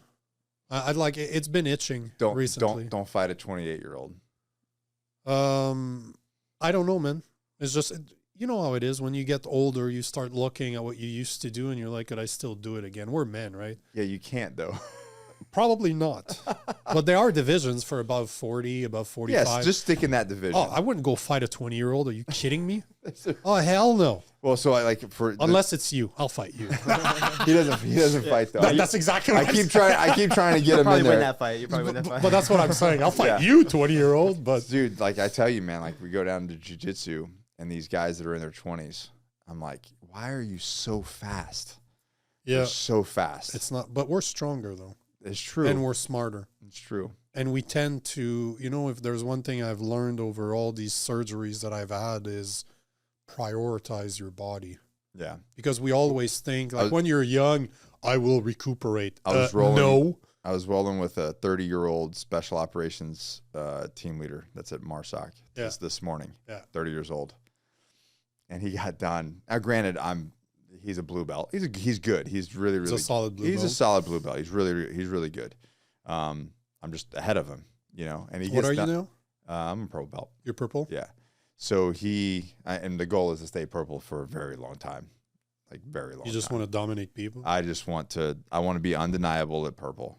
And I feel like, okay. I feel like I'm not. It's not a timestamp. You're not looking. Oh, there's definitely been 3 years. Here's your brown belt. No. Okay, good. I want this to be now. Hopefully nobody's listening to this that matters, but yeah, because you guys don't matter. Whoever's listening, you don't matter. Well, our main professor Tom DeBlas, we were in Costa Rica, and Do you train with Tom DeBlas? Yeah. Oh, I follow that guy on Instagram. He's great. He's a great dude. He's very opinionated. I respect that. No, he got balls. He's not worried about sharing his opinion. He's going to say what he has to say. And he does a lot of work with kids, right? With the bullies, yeah. Yeah. Okay, that's good for him. He does good work. So I was telling him some bullshit. We were in Costa Rica, and he's like, keep talking shit. I'm gonna strap a brown belt on you in 6 months, and you're gonna have to grow into it. And I was like, I'm not saying I'm out anything anymore. I'm done. But anyways, he a big guy, by the way. Not anymore. I mean, if he gets a hold of you, you're gonna think he's like twice your size. But is he tall? He's like 6 foot. Okay, so he's a good sized guy because he looks like it but we both know that how you look on camera and how you are. And he was a heavyweight. Okay, I know he lost competed. A lot of weight, when he competed, he was okay. So he's solid. Oh yeah. He's not pleasant. If he gets his hands on you, it is not fun, man. Yeah. And he's like, come here in Costa Rica, and then we go up to his place in Jersey. But anyways, what was I saying with that? Where was I going, Brandon? He doesn't want to fight. I know that. He was gonna put a brown belt on you. Oh no, the blue belt. Yeah. And he goes, damn, dude. He goes, you guys are all so, because like this in the morning class, it's much older people. Normally is. Like all the younger guys come at night, and it's like the upper belts, and then the oh man, I did a bad thing today too. I'll tell you about that. So last night anyways, he goes, damn, you guys are all so strong, and I was like, Joe, how old are you? He goes, I'm 30. I'm like, bro, give it 15 years. You'll be strong too. Yeah. Like that muscle, that strength, that old man strength comes later on. And he's like, damn. But he's really good. So talking about the strength speed thing. Bro, he's so fast. They make it like up in speed. He will turn. I'm like, dude, you're making me dizzy running around in circles. And our guy that works for us, Brendan's the same way. How old is Brendan? About 30 something? I'd guess something like that. Early 30s. He's the same way. Like he's like, I have to. I can't let advantage. Yeah, I can't let you get your hands on me. Anyways, so last night, the morning class sucks, Nico. Why? It's all majority people are purple, brown, and black. Oh, that's what you mean by it sucks. Actually, sucks. it's really cool. And no, it just sucks. You don't get to dominate little white belts. Yeah. You don't get to enjoy dominating people. So like, and this is all because I work and I've always been the morning class person. So that's what I showed up as a white belt. That's when I started 6 years ago. That's how you learn, man. Oh yeah. So I showed up with all the other old guys, and that's how my jiu-jitsu career has been, right? And so last night, a buddy of mine got promoted to brown belt. Good for him. So yeah, a real brown belt. Yeah. Is he gonna grow into it, or he deserves it right now? No, he's 255 pounds and 6'4". Oh, whatever. so pleasant. Kyle's a big dude. Let me see. I'll show you. That picture you next to him, I saw on Instagram. You look small compared to him. In that picture, at least, I was like, "Whoa, he's big." Yeah, like I'm not a small guy, right? No. Oh, that's a big man right there. He has a big head. Jesus, that's a big boy. Heads they don't lie. That's it. I look like a small person next to him. Yeah. Anyway, so we're there, and he's smiling. Yeah, we're there and that's one of my main training partners. So I'm just getting punished by him all the time, and he's so strong and heavy. Anyway, so he gets promoted, and then at the kids class, and all the adults show up. Nico, it is probably 30 white belts. Yeah. And me and the other guys because then we never go tonight, we're like, what the fuck is this? Like, that's fresh meat right there. If I ever want to come feel good about myself, I'm just going to come to night class and just wreck shop for an hour. And listen, guys, this is completely selfish because I've spent 6 years sucking at jiu-jitsu. What feels like sucking because I've just been getting my asshole smashed for 6 years on the mats. So it was very enticing. I was like, oh man, maybe I should come to a night class. Anyways, so one dude, and I forgot your name, and if you're listening to this, I'm sorry. Hopefully I didn't do anything bad. So that was today? This morning. Nice. So this one dude showed up, and our professor, he goes, Nick, look, we have one white belt here. And I saw him like, oh, he's a big dude, big, stronger guy. And I'm like, oh, sweet. So I do my rolls. I'm like, hey, weren't you there last night? He's like, yeah, but I had to work. And so I figured I might as well get it in this morning and come to you guys. So I do a bunch of rolls with my normal guys. I'm getting beat up, whatever. And then time to feel good. No. And then he's standing there and I introduce myself. I'm like, you want to go? And I'm like, yeah. So it's a 4.5 minute round. And 2 minutes in, I tap. I get him in a head and arm, and he taps. No big deal, right? Like just tap, and we continue. So I was thinking he was gonna tap, and like, okay, slap bump, go again, right? He didn't tap. No, he tapped. Okay. He tapped, and then he got up and went home. Oh no! In the middle of the round, and I'm like sitting there. I'm like, oh shit! Did this guy just fucking quit? And maybe he had to go. I don't know. But like, why would you leave in the middle of the round? Like, ego? Maybe. Was I not supposed to? Are you not supposed to submit white belts? I don't understand. I feel like did he say bye? He basically was like, he got done. He's like, cool, man. He's like, all right, well, that's ego. I'm gonna get going, and I'm like, cool, man. Well, thanks for coming out. And then I looked at Tyler, and I'm like, oh, but that's not. I'm like, oops, sorry. I'm like. Everybody was like, we had one white belt, Nick, and you fucking ran him out. And it wasn't even that bad. I'll make you feel good about this. I saw a video this week of this. I don't know the color of his belt because they were no gi. Yeah. But the guy submitted a white belt because they call him a white belt without using his arms. I saw that. Bro. No. I saw that. I'm like, how embarrassing. And there's a guy commentating. No. He passes his guard. Yep. First, no hands. No arms. No hands. No arms. Passes his guard. Gets into mount. Yes. And then lets him flip him over to his back. No. Gets into a mounted triangle. And then rolls over without his hands. Chokes him out in the triangle. Repositions the triangle, and he taps. No hands. And the guy's face, he looks at somebody else off camera, and he's like, he just does this. Fuck. Yep. And you know what sucks about this is that it's going viral. This is what sucks. What happened? What you did What this a morning? dickhead. I mean, badass that he could do it, right? Did you Badass, see was but it what the a dickhead. commentator one that you saw, or you saw the original No, video? I just saw the video. Okay, I saw a guy, I don't know what his name is, but he's super, just judging by his ears, he's been doing jiu-jitsu for a very long time. Yeah. And he's commentating through it. He's like, you know, anybody that's advancing belts, sometimes we like to wreck white belts. And he's like, this is the most, How else are they gonna learn? this is the craziest video. And the guy just piles it on. He's like, can you believe? Look at what he just did. There was no arm, no hands. He just reversed it. Like what's going on? Like, this guy is brutal. And his face, it was so intentional. robotic. Nothing. There's no emotions. Flat The as guy can be, is yeah. like, Flat as can be. it doesn't look like he enjoyed it. He just did it. He just did it. I think that's worse. And I then, think and that's then, worse. But the poor guy,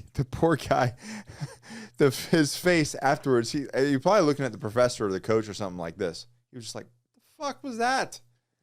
But that is Poor guy. that is an ego destroyer, because that is as bad as I've ever seen. I beat you with my legs only. Without smiling, without talking shit, without saying anything. And the whole thing happened, I want to say, within like 30 seconds. Yeah. 40 seconds. Yeah. But it was emotionless. That's not, there was no taunting. Yeah. There was nothing. The guy just did it, got up, and it's done. So whoever the white belt was today, I hope you don't quit, man. And if I did something, I'm not really sorry, but I really hope you come back. But at the same time, that's what martial art is. Yeah. Like, I didn't join. It wasn't that bad. I'm like, I'm not a spastic guy. I'm real slow, real methodical. Like, I don't freak out. But the thing is martial, I say martial art has forged me as a man. I was bullied when I was younger. I was a really Yeah, scrawny we talked kid. about that in the last podcast, right? And all to say that if it wasn't for martial arts, I would have never became a sales guy selling $1 million contracts. I would have never have an audience like the way I do today. Yeah. This is all thanks to martial arts. But I've had the chance in Muay Thai to train with world champions. I'm not talking amateur. I'm talking the best in the world at a certain point in their lives. I got destroyed. There's one of my old professor that in Muay Thai, we don't often wear gear. Like, often we'll spar with a cup. Mm-hmm. You have a mouthpiece if you want to protect your teeth, but the rest is slap. We kick.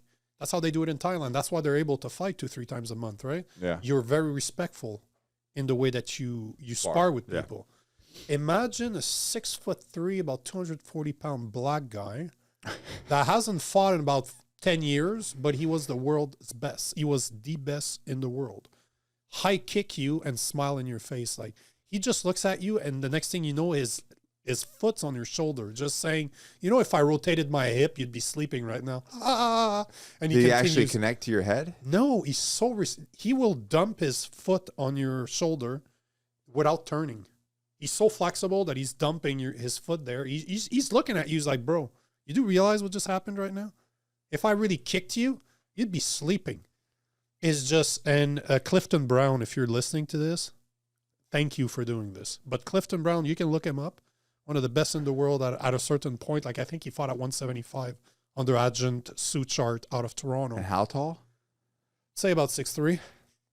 He's probably 240 now. Wow. 240. I haven't seen him in years, but the mentality though, extremely respectful. Super nice guy. Like, he is the nicest guy you'll meet if you're nice with him. Yeah. But I remember one day we used to train on Saturdays. The fighters would train on Saturday morning because obviously we ain't going out on Friday and drinking. So what else are we going to do? So we show up on Saturday morning. He's just there supervising the sparring because we'd have 20, 30 schools.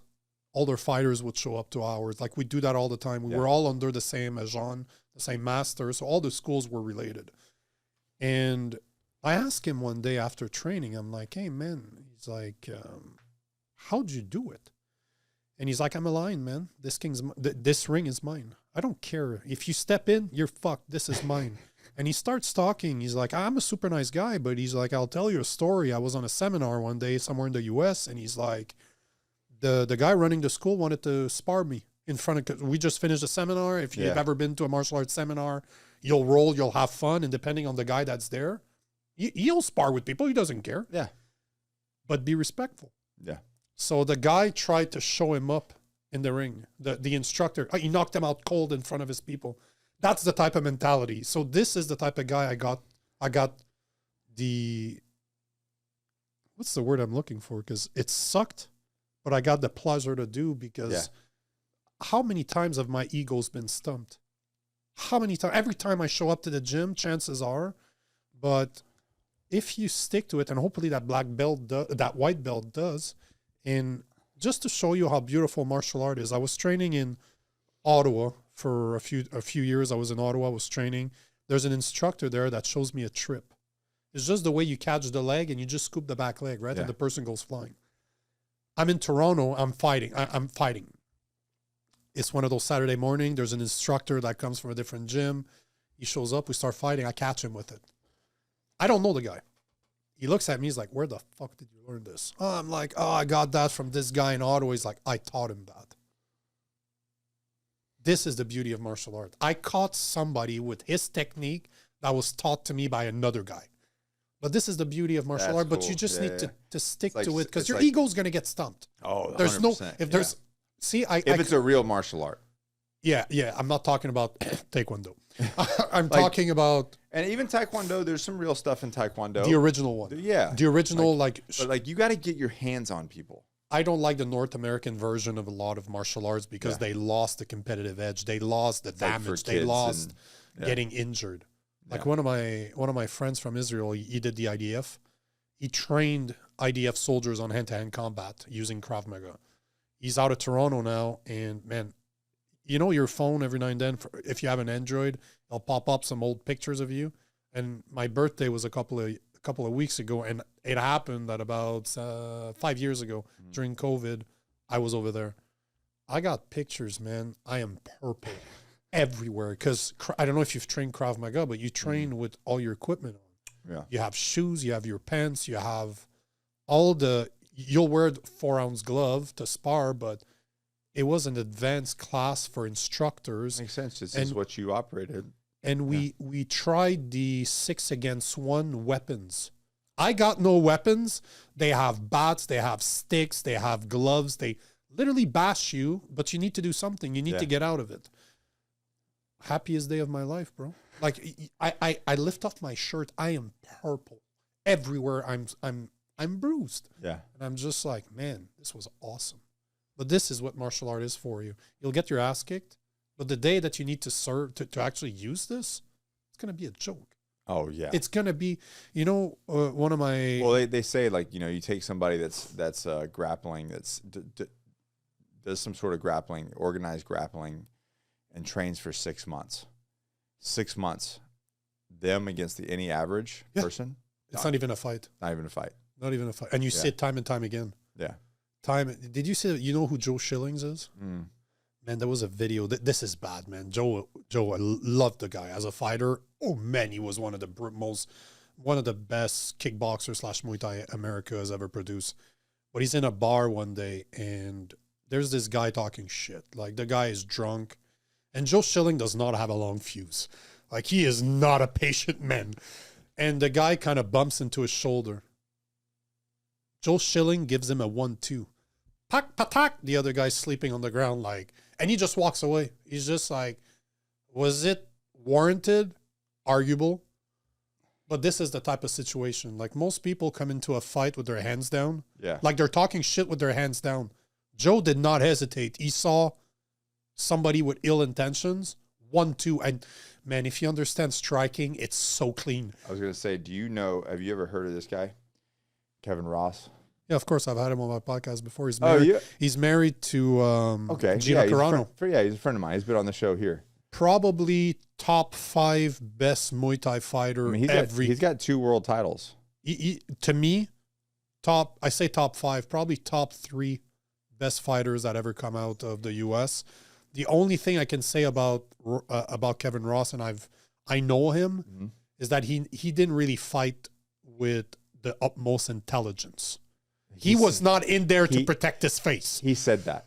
Oh, he has to. Yeah. If he's honest with himself, because man, one thing was for sure with Kevin Ross, and for the people listening to this, if you don't know who Kevin Ross is, you don't understand Muay Thai, Google Kevin Ross. You know that any fights he was in was a fucking phenomenal fight. But even his Instagram picture to this day, he's bleeding. His face is covered in blood. And he always had really interesting haircuts. He'd get in there with a pink mohawk. Yeah, exactly. That is Kevin Ross for you.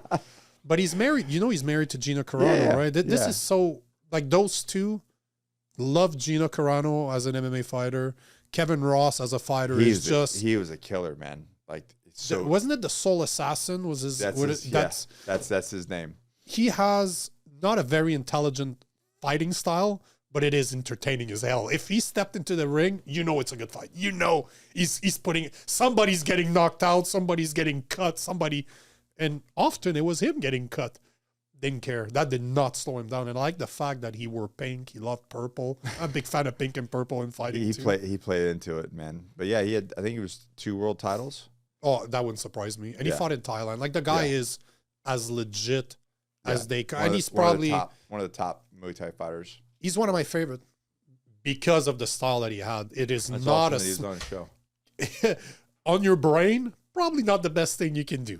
Yeah, he's got a great story too, a coming up story from everything that happened in Vegas when he was young, and then how he made it to where he was. That's all he got. That's why I think he was such a great fighter, because he didn't have a lot of options. Most great fighters don't go into it with other options. No. They're not like, I'm gonna fight for shits. No, you're not gonna last if you're not doing this because it's your only way out. You're not gonna do it. Hey, Kevin, good for you, man. Hope you're doing great. So you are going back to Canada. I am, yeah. Visa's up. How do you do the visa? What do you do, like 6 months visa? Yeah, but it's changed now, though. I was just reading about this yesterday. Trump is kind of changing it. I think that now, as a Canadian, if I come back, if they allow me to come back, we'll see. Yeah. I have to check in every month, something like that. Check in where? I'm not sure. Like I haven't looked at the regulations and the actual policies yet, but I was reading an article about it yesterday where you have to check in somewhere with immigration or border control every month or so, which, whatever. Like, I've traveled all over the world. I've done a lot of backpacking, and there's restrictions on visas. It's just that as Canadian, we've taken our relationship with you guys for granted for a very long time. Because you're neighbors. Yeah, we're like your little brother, right? Yeah. Like the little brother that's weaker, that doesn't, like the third child. Yeah, right. He's the artistic one because he's never had to lead anything in his family. That's Canada for him. So, what do you think about the rhetoric of them of Trump calling for Canada to be the 51st state? I'm not sure. Because, at the end of the day, I'm always a conspiracy theorist, first and foremost. What's the goal? Why would he like us to become the 51st state? Because if I just look at it from a political standpoint, it is the dumbest idea you guys could come up with. Mm-hmm. Canada is like California on steroids. Right. We're like 40 millions. Yeah. Why the fuck would you want those people to become American? That voter pool? Exactly. Yeah. Do you want to make sure you're never reelected again? What is the percentage of, what's the split in Canada? Most people are leftists, man. Do you know what the percentage is? There's no such thing as, I've never seen percentage-wise, but the average Canadian is a lot more social. We're very social structured, right? Mm. So for us, we're more liberal by nature. Like, we don't have even the... I hear that. I have Canadian friends, but none of them are liberal. So that's probably why they live in the U.S. That's probably some of them are up there, but there's some that are not. I'm not saying that they're all are, but there's by nature, like take abortion, for example, which is a perfect example. In the U.S., it's a debate. In Canada, nobody will debate that. It's not even on the table of being discussed because this is something that we've agreed to for so long that it's just normal. I never came to debate abortion until just a few years ago. Now I'm completely against it from a morality standpoint. Yeah. To me, life begins at conception, and you're murdering the unborn, which is the most vulnerable state that we can be. We're supposed to be tolerant, and we murder our children. Like one of the guys on my podcast, I cannot remember his name right now, but he's a millennial, and he's like a third of my generation. It was a third or a fourth of my generation is missing because of abortion. I'm like, what the fuck did you just say? And he's right. We're just in the, but And there's also like a lot of, like, you look at Planned Parenthood in the U.S. and why it started. It's like extremely racist. Oh yeah, So if you look, it's more than just racist. Like Margaret Sanger yes. was a, oh man, what's the term? What's the term that the Nazis were based on, where their ideology is to eugenics. She's a eugenicist. Yes. The whole Planned Parenthood was Yep. created by eugenicists. And Like it blows my mind how people are so scammed. Like, oh, we're doing this because like you have a choice in this and that. No, dude, they're trying to eradicate your race. they're trying to pick and if were the Nazi wrong? Yes. Why? Because they wanted the Aryan race Yeah. as their gold standard. What's the difference now? Who does the most abortion? Black people. Ouch. So what are they doing? But so I did not want to go down that path. But what I'm saying is, like something like abortion is not even discussed in Canada. This, we take it for granted. It's totally to us, and I'm not saying to me, but Do you have rules with it? not really. No, not really. Man, do you even know what MAID is? MAID. We have assisted dying in Canada. Oh, yes, I did hear about that. Now they're trying, so it went from you have terminal cancer to you don't feel really good in your life, well, maybe you should kill yourself. This is how broad it's become now. They're basically like putting down a dog. I have depression. I have chronic depression. So Except I the don't wanna live dog doesn't choose to be put down. Right. In this case, the dog is choosing, I want to be put down. Yeah. Yes. So I think the dog's more intelligent. My dog's more intelligent. But the point I'm trying to make is that we're so... That's fucking crazy. Oh, MAID is crazy. And you can look up the numbers of people that took MAID, like that did assisted killing or assisted dying, sorry. It's insane. It's absolutely insane. It's tens of thousands You of only got to people. be 18, it says, too. That's crazy. Yeah. You do it at 18? So to go back to your question about the 51st state, do you guys want this? Because I don't think you guys do. Like, I don't think you want... Great point. I don't think you guys want us. I'd love to be American. If you gave me a choice, no, but if you gave me a choice tomorrow, Yeah. I would give up my Canadian... Why? Because I like the South. I really like the southern state But because there has to be something with America that you align with. You're like, I would be down to be an American. So like, what's the... I'm more patriotic about your country than most Americans. I believe in your country more than most Americans because the First and the Second Amendment, Most immigrants do though. best piece of political legislation that's ever been invented. Concur. You are allowed to say whatever the fuck you want. Not meaning that there can't be consequences, but you're allowed to say it. Yeah. If the government tries to take your free speech away, you can own all the guns possible to take it back. Yep. There you go. That's your constitution. You want to know your constitution? Right. That's it. Most brilliant thing ever. Plus, your system of law is based on Judeo-Christian or on Judeo-Christian values, Yeah. which I align with. And I like the South because you guys still, there's an example I use all the time is in Canada, we lost our war of independence. We're still under the UK. We're still under the king right now. Right. You guys are not. Yeah. And the guys, Yeah. especially, Most people don't know that. no, Yeah. we are still reporting to England. Does Canada actually pay tax to England still? No, but there's still So economically they're not, but politically they politically they are. They need to approve. They have we have a representative of England, part of our parliament, that kind of gives the yay or nay. I don't think that they ever say no, but there is still they it is- could. they have the power to do so. So first, That's wild. yeah, but first, do you really want us as one of your states? I don't think you want to. Yeah. But as a Canadian, I would love. I would renounce. Is there an economic benefit? Of course there is. Again, go back to what I was saying earlier. We have the third largest reserve of oil and gas in the world that's untapped. How many people are in Canada? 40 million, give or take. We're the size of your Population-wise, or the size of your California, give or take?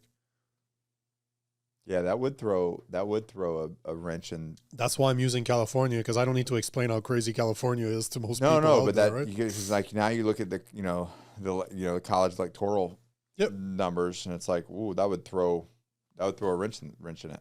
100%. Yeah. Now, that's one, right? That's the first thing that most people don't understand. Second, as a personal person, I take a citizenship to the U.S. over my Canadian one. If Trump had mentioned that he would do it at one point, I would take that deal right now. Yeah. My wife and I both agree that we would take that citizenship. Plus, my wife's Italian, so we can go to Italy.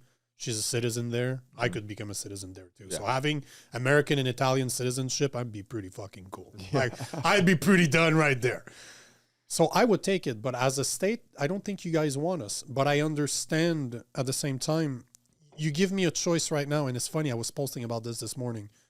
If you give me a choice of another 4, 8, or 10 years of liberal rule, or you give me a choice for Canada to become American, I'd take the American route tomorrow, because I could literally leave Canada, go down to I'm not staying in Canada, so I don't care. If you give me an opportunity to become American, I'm moving down south, North Carolina, South Carolina, Alabama, somewhere in I like Arizona too. Yeah. But I'd move down here in a heartbeat. Better weather, better people, more guns, more free speech.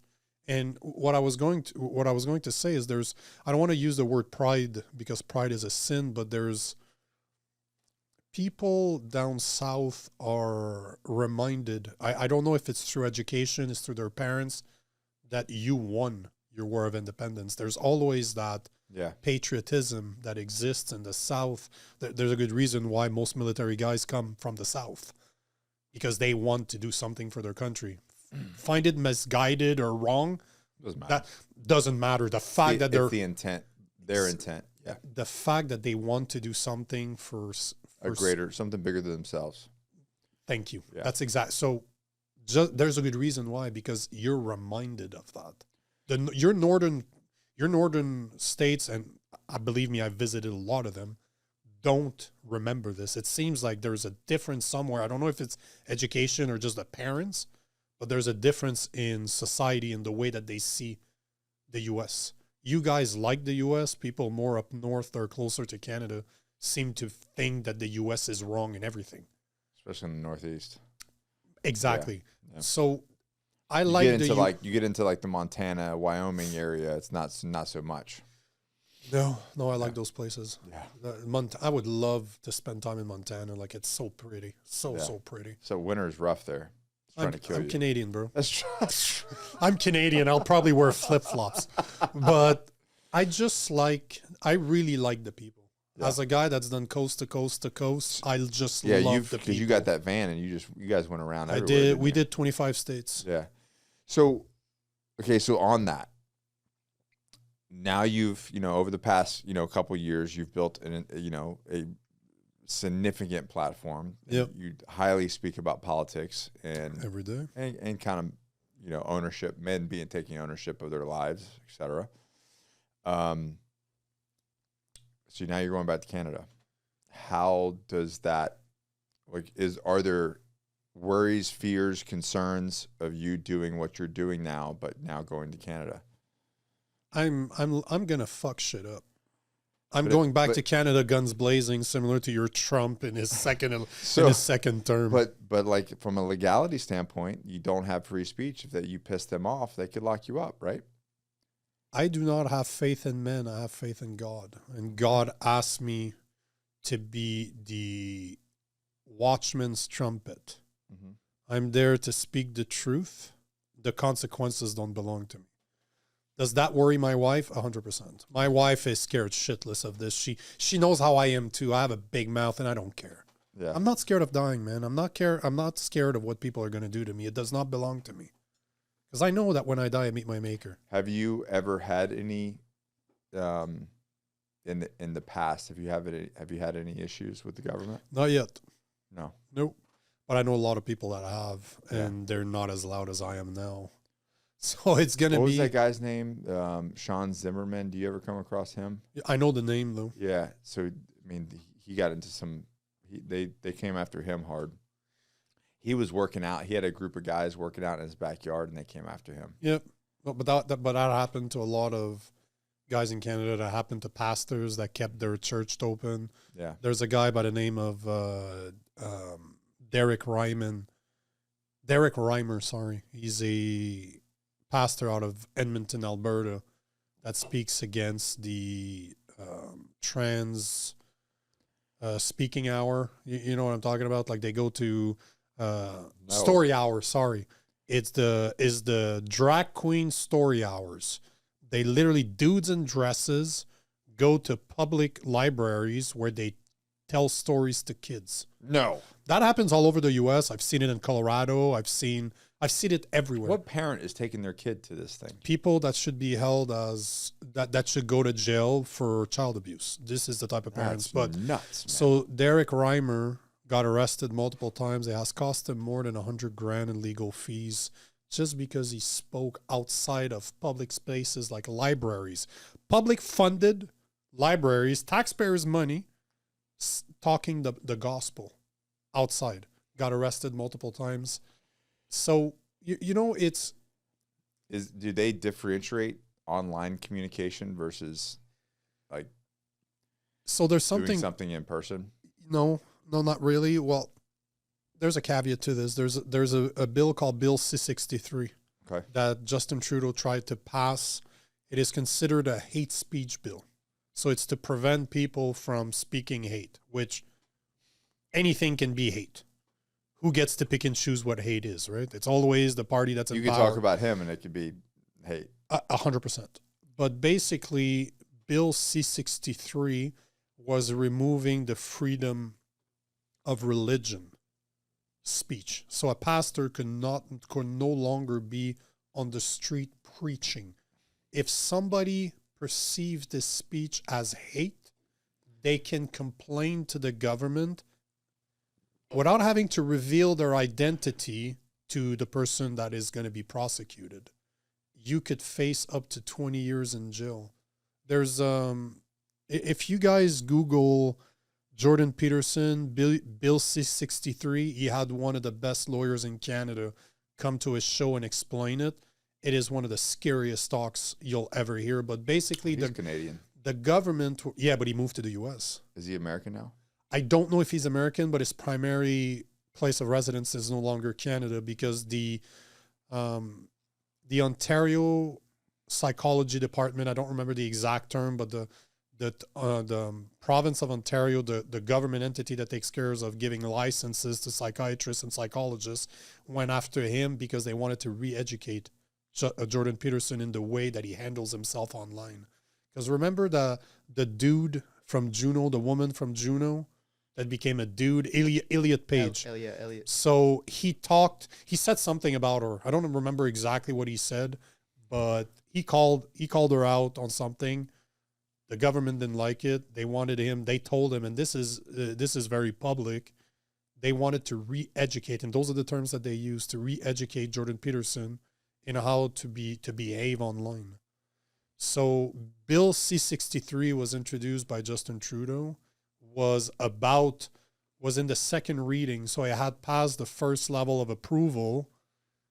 Luckily, by him suspending Parliament, the bill got killed because you have a certain amount of time to pass, and it got killed. But Mark Carney, if he gets into power, we all know that he's going to pass another bill just like that. So we're planning about staying there for 6 months to a year so that my wife can spend time with her family, with the newborn. So is it going to happen? I think so. I think there's going to be a bill like that will go back. And that's a problem with a bill like Bill C-63. You can go back to as far as you want in order to look for hate. And we all know that cancel culture loves to go on your profile somewhere on social media and backtrack until they find something they don't like, even if you said it 10 years ago. So a bill like that, oh yeah, I'll get in trouble. No questions about it. But who cares? Again, you know, at the beginning, we spoke a lot about politics and how bad guys like the WEF and what their plans are. I'm a Christian, man. Shit's going to happen. I know that. If you read the Bible, The last part's not very pleasant. Revelation is not cool. But what happens? I'll meet my maker. So once again, it doesn't belong to me, but I have a role to play. Yeah. Everything I do is because I have faith, man. How could you come to the U.S. permanently? What's that? Well, man, until Trump, until the last week of January, I still had to be vaccinated in order to be under Biden, it was still a prerequisite to be COVID vaccinated. So my wife and I is like, yeah, fuck you. We're not doing that. I don't know. We're going to have to check right now because Trump is changing things, right? Like it or not, he's changing everything, the way everything's running right now. So I don't know. I don't know what it takes right now for Canadians, but you know what I'm hoping deep down? I'm making really good connections with people. I know a lot of people like you, right, that have an even bigger audience than I do, but they have connections to the White House. So I'm hoping, we all know that it's about who you know. Yeah. We all know that. So I'm hoping to have enough of an impact that I can get somebody within Trump's administration to say, yeah, this Frenchie should be here. Like him and his wife should come down here because they agree. They like America. Yeah. Because at the end of the day, I do. I think I like America more than most Americans because I understand the value that you guys have. Exactly, and that's what I don't have that in Canada. It's what drives me nuts, man. Is some of these young individuals and not even young people, just Americans in general. You take it for granted. They take it for granted. They have no idea, and it's like go travel around the world and go see. Do we have our shit 100% together? No. We don't. Are there some amazing places outside of America? Yes, there are. But why is it that every immigrant that comes into the United States, and I'm talking about legally, the ones that come here and build lives and have families, are the most patriotic and the most proud about America? It's because they have the perception of what is out there, and they appreciate this. And the majority of Americans, unfortunately, don't have that perception, and so therefore they don't value it as much as I do or you do. And as a content creator, it's even worse because I understand now. You know that I follow certain people on Instagram news-wise, like they talk about the news. When I get to Canada, I can't access their profile anymore. What? Of course. Yeah, 100%. There's accounts, and it will tell you. If I go back far enough, if I go back probably 7 months, because I was in Canada 7 months ago, I posted stories about this. I'm like news outlet, like independent news outlet. I go on their page on Instagram. I'm no longer able to access it. And it literally says, as per provision of this policy from the government of Canada, you can no longer access this. Like they're not hiding it. It's literally right there. I took print screen because 90% of my audience is American. So I post this. I know how VPN works. I'm a tech guy, so I know how to get around it. But at the same time, the average person does not realize that in the US that there are things that we cannot access when I'm in Canada. If my IP on my phone is showing that I'm in Canada, there's things I cannot access anymore because my government blocks us. So it's not, are we free? We're not. During COVID, the government became tyrannical. And as you alluded to earlier, they froze bank accounts of people that donated. They weren't even part of the protests. Yeah. They donated to the protest organizers. And they froze them because they supported. You know, one of the crazy stories that most Americans don't know is during COVID, I refused to take a vaccine. I lost my career as an engineer, as a sales engineer. And yeah, we didn't even get into that story. I moved to the woods, right? For 2.5 years, I got rid of my place in the city. I moved to the woods. And you know the rights that I had as an unvaccinated person? I was allowed to go to the grocery store and to the pharmacy. Those are the only two places I was allowed to go. I could not go to restaurants. I could not have a social life. I couldn't teach martial arts anymore. I was a martial art instructor and I couldn't teach martial art. I was not allowed to be in a gym. I was not allowed to be anywhere public outside of the grocery store and the pharmacy. That's it. I built a gym. I had a house in the middle of nowhere. I spent $5-10 grand on equipment. I built myself a gym. Yeah. And I had one of my buddies that's a purple belt that does have mats in his basement. It was 45 minutes away. So once a week, I'd show up, teach him Muay Thai. We do jiu-jitsu. We do MMA together. Yeah. But that's what I did for almost 2 years when I was there. Other than kind of, being not being able to go to certain places, but kind of just being out there. Like, how did you feel separating yourself from The best thing that ever happened to me. Yeah. I'm an extrovert, right? So when I saw, COVID to me was an experiment. I saw it as soon as it happened in 2020. I got friends that are nurses and doctors. The first thing I did when this shit happened, I loaded my shotgun because, earlier you were saying the movies that you watch are always in your head. So I heard virus. I'm a gun owner. I'm like, fuck it, zombies are coming. I'm ready for this shit, right? This is where my mind went right away. Then I put down the shotgun and I called a nurse and a doctor friend of mine. And I'm like, what's up with this? Like, hey, man, we've been dealing with this for months. This is not going away. It's going to turn into a cold. Yeah. It's going to be the equivalent of a seasonal cold. It's always going to come back. And we just need to learn to deal with it. I'm like, cool, awesome. Then they started talking about masks. I'm like, okay, cool. N95. Start looking at the size of COVID compared to the filter size of an N95. Yeah. The virus is half the size of the filter. So it doesn't change anything. Your face diaper was a political statement. It was not to make you better. I'm like, okay, I know what this is. Again, I'm a conspiracy theorist. So I'm like, this is the test I was waiting for. Yeah. How many people will comply to this out of fear? A couple weeks in, I'm like, I was looking at everything. I'm like, oh, yeah, this is out of the Special Operations Psychological Warfare Handbook. It's your PSYOP. Yeah. It was a worldwide PSYOP. I'm like, this is a PSYOPs. Okay. 100%. Like, it was just clear as day. I'm like, now we're doing PSYOPs on ourselves. Cool. But But going back to like living off the grid, I mean, that had to have been COVID is the best thing that ever happened. That had to have been amazing. It was the best thing that ever happened to me. This is around that time I started doing ayahuasca again. So you started going back on yourself. This is where I found God, bro. I was alone. What were you doing for money back then? Because you had a great job that you lost. I was, at the beginning it was okay because we could work remotely. Okay. So I was able to work remotely. I was able to just continue doing what I was doing. You didn't get let go initially. No, it took probably a year and a half or so. Okay. And then they started saying, because we're going back to work and, they're reintroducing normal life again. The only difference, you need to have a passport. Yeah. Your vaccination passport. And this is where it became problematic. But I had investment. I had some money aside, so I was able to leave. But at the same time, man, I lost everything, man. Over the past 2.5 years, I literally lost every single penny that was ever in my name. I make a fraction of what I used to make as a content creator. For the people out there that think that because I can get in front of millions of people every month that I'm making shit ton of money, bitch, please. Please. Not the way it works. No, and most people will never touch me. Like, people won't sponsor me. Are you kidding me? Have you heard me speak?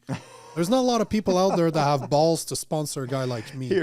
Here's our product. Rep our product. Oh, you know what? You'll have a loyal person to do it, but most companies won't touch me with a 10-foot pole. Now the culture is changing because we talked about that earlier. Yeah. Like, there's more and more company like you, for example, that don't put an emphasis. That will actually probably respect a guy like me more than somebody that is not going to stand up for their rights. Right. And as much as I lost everything, and when I say everything, I mean absolutely everything, it is the best experience I've ever been through because I was only motivated by money. Greed was my number one motivator. You were making a lot of it. Yeah, and my potential was out there, bro. Yeah. Like, I was literally looking at a job that would have paid about $300 to $400 US a year. Just me working my 40 hours a week, man. Just checking in, I was done. I said, fuck you to that. And I said, fuck you to my career. And I'm like, oh, I don't know how I'm going to make money now. So it's going to be an interesting. When did you meet your wife and all that? I've known my wife for, I think, 6 or 7 years now. Oh, so she was with you the whole No. Earlier you said that you had a panic attack when you figured out it was a boy. Yeah. It was the biggest relief of my life. I'm like, oh, fuck yeah, I'll take a boy. Because I've mistreated women So it's the opposite. If you were this is gonna, this is gonna girl, sound cocky, but I'm a good looking Frenchman, and this is like, I've always said this, but this is like, how do you call it? I'm fishing with dynamite. Yeah. Like, put a barrel, fish, women, dynamite. That was me with a French accent. Wasn't really difficult. No, so when I say mistreated, I didn't probably give respect to women. I treated them as sexual objects for a very long time.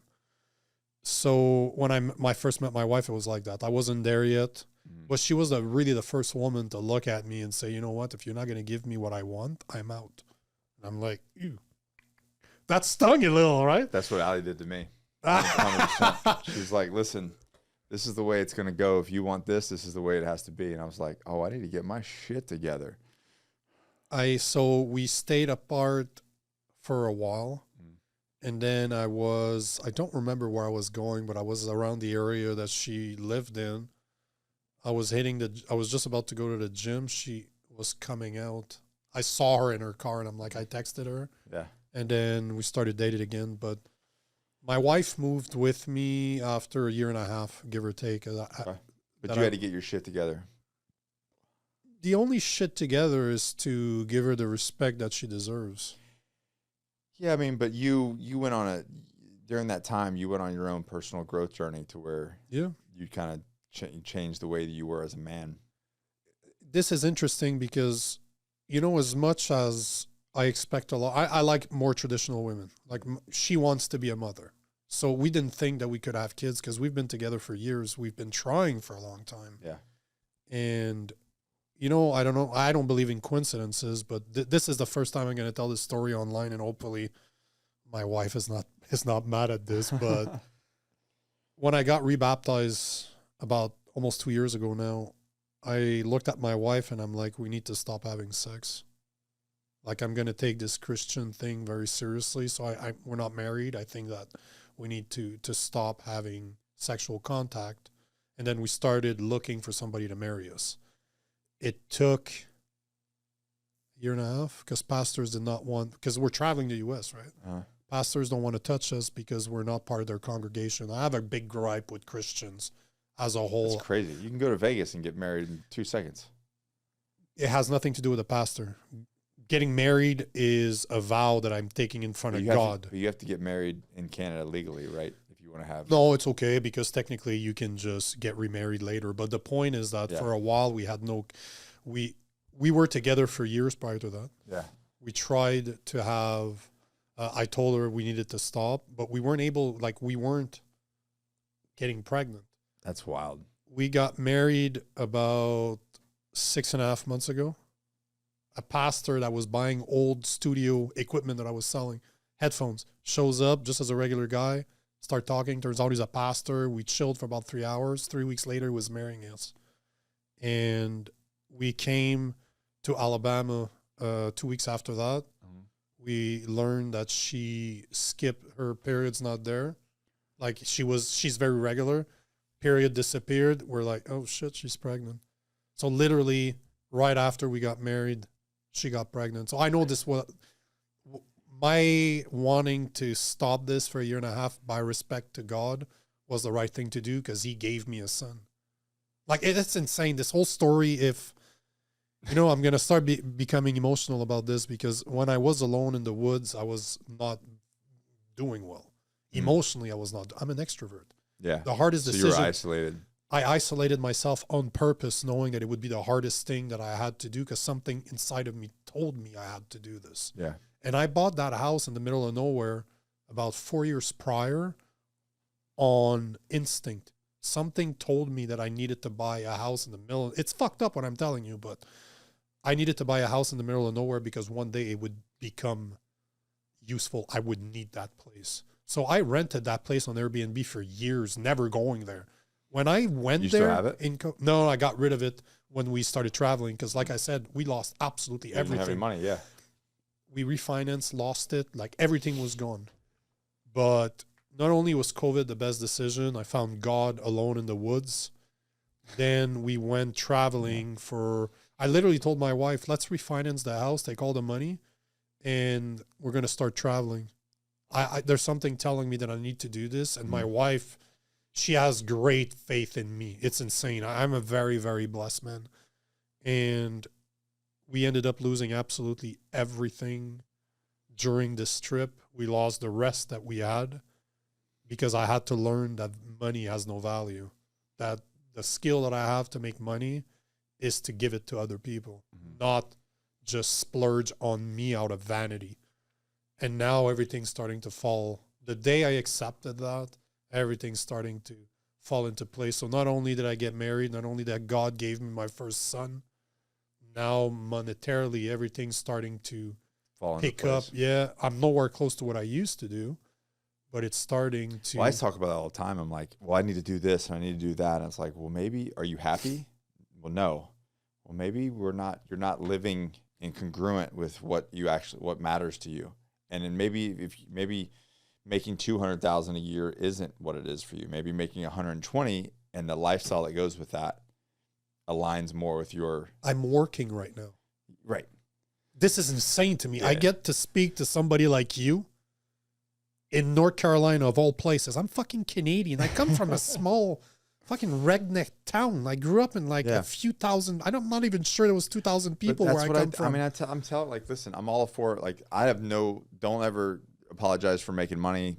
Money solves problems. You can change the world with it, and you should make a bunch of it. But some people get caught up in like this lifestyle that isn't congruent with their top priorities in life, and that's why they feel stress and anxiety and depression and all these things. And all of a sudden, it's like, well, why don't we just realign your life? Why don't we, if you need to make less, but then have a less need for money, but your quality of life goes through the roof. And all of a sudden, yeah, I'm making $100,000 less, but I'm so much happier.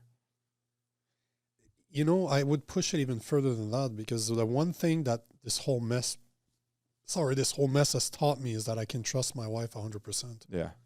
I saw how As she you should. was when I was at my low. She met me at my highest. Yeah. And then saw you at the lowest. She saw my potential when she met me. She knew right away that I had potential, whatever the hell that, because I was already set for life. Yeah. I was already making 4 times more than the average person, no matter what. Yeah. And I'm not somebody that likes things. I don't like, look at me. I like to buy one thing that's high quality. It will last me years. Like I don't care. I don't care about cars. I don't care about house. I like motorcycles, but the rest I couldn't care less. I'm not somebody that likes things. Yeah. I like experiences. This is what I'll spend money on. But I got to see her the way that she would be at my worst. So I know I can trust that woman 100,000% without. I would literally give my wife access to all bank accounts and never have to look at it again. That is how much, but that's the only person I've ever trusted like that in my whole life. Because I've seen how she was. And that's the person that you should be your wife. But that's my point. I needed to learn that money shouldn't be my first priority. Yeah. I needed somebody to check me to say, this is not how you treat women, to then prove to me that she will stick around when I'm at my worst. Yeah. I needed to be destroyed ego-wise in order to find what really matters. But at the end of the day, as you said, I'm a fucking small hick from a small town, man, in Canada. I've traveled probably 10 times more your country than the average American has. For sure. I've met thousands of people. I get to speak to millions of people every month now. I'm on your fucking podcast right now in North Carolina. You would have told me that 3 years ago, I'd be like, you're fucking crazy. Yeah. But choosing to listen to what God wanted me to do instead of chasing money has put me on this path. I have no regrets, zero. Best decision I've ever taken. Was it easy? No, fuck no. Hardest thing I've ever done, and it's still not easy right now. And that's why it's worth it, though. But I get to do this for a living. Yeah. I literally get to coach. Now I make money by coaching people. But at one point, what I'm doing now is going to start paying. Because finally, all the platforms are monetizing me because I adapted my message in a way where I know how not to get in trouble. Because I've been banned so much. Yeah, remember, this is all for comedic entertainment purposes. I'm just an idiot French guy from Canada. So don't believe what I tell you. It's all full of shit. And yes, you should get your 8 booster, 100%. But the point is, I would never go back. Even if you gave me the opportunity to go back to what I used to do, I'd never take it with a. I totally understand that. You know, I appreciate those chapters as part of the story. Best part of my life was the easy, the highlight of your life shouldn't be when it was good. It should be, how did you react to the bad? And this is all that matters to me. I know what I'm made of. Yeah. I know what my wife is made of. What else do I have to fear? Nothing. I don't have anything to fear. I just need, when you're in school, when you're young, they ask you, what would you do if you had $1 million? Like, what type of job? I would do exactly what I'm doing right now. It drop $100 million in my account tomorrow. I'll get rid of most of it to help other people. I'll buy the house that my wife wants. I say that all the time. They're like, if we have that conversation, like, hey, we hit it big and have $100 million in the bank account, what would change? Nothing. Not much at all. Wouldn't drive a different car. Would still do the same thing. Be still sitting here having this conversation. Might be on a boat. Yeah. There might be an upgrade. There might be an upgrade, yeah. But other than that, lifestyle-wise, not much is changing. Because I've chose all this. I've created all this. The only thing I would change is I would give more. Because I give a lot. I do a lot of charity work. I do give a lot to... We give a lot, but we could give more. But that's what... I don't need money, man. Yeah. If there's one thing this have taught me, I'm a man. If we could attract women by living in a cardboard box, we'd probably do it.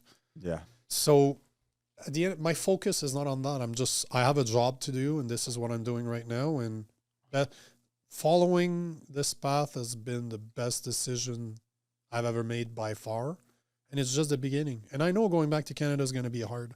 Yeah. Both on the spirit and what I'm going to be in trouble for, probably. Most probably. Well, hopefully not. But it doesn't matter. It's never going to change my tune. At the end of the day, it does not matter. It's not up to me. As soon as you were talking earlier on plant medicine to let go. Mm-hmm. I've accepted a long time ago. When I was in the wood, I accepted the fact that I don't have a lot of control. What do I control? My intentions, my reactions to people, and that's about it. I control how I react, my emotions, and what I choose to let affect me. That's it. All the rest does not belong to me anymore. But I get to listen to the voice inside my head that's telling me what I'm supposed to do, inside my heart, however you want to call it. Yeah.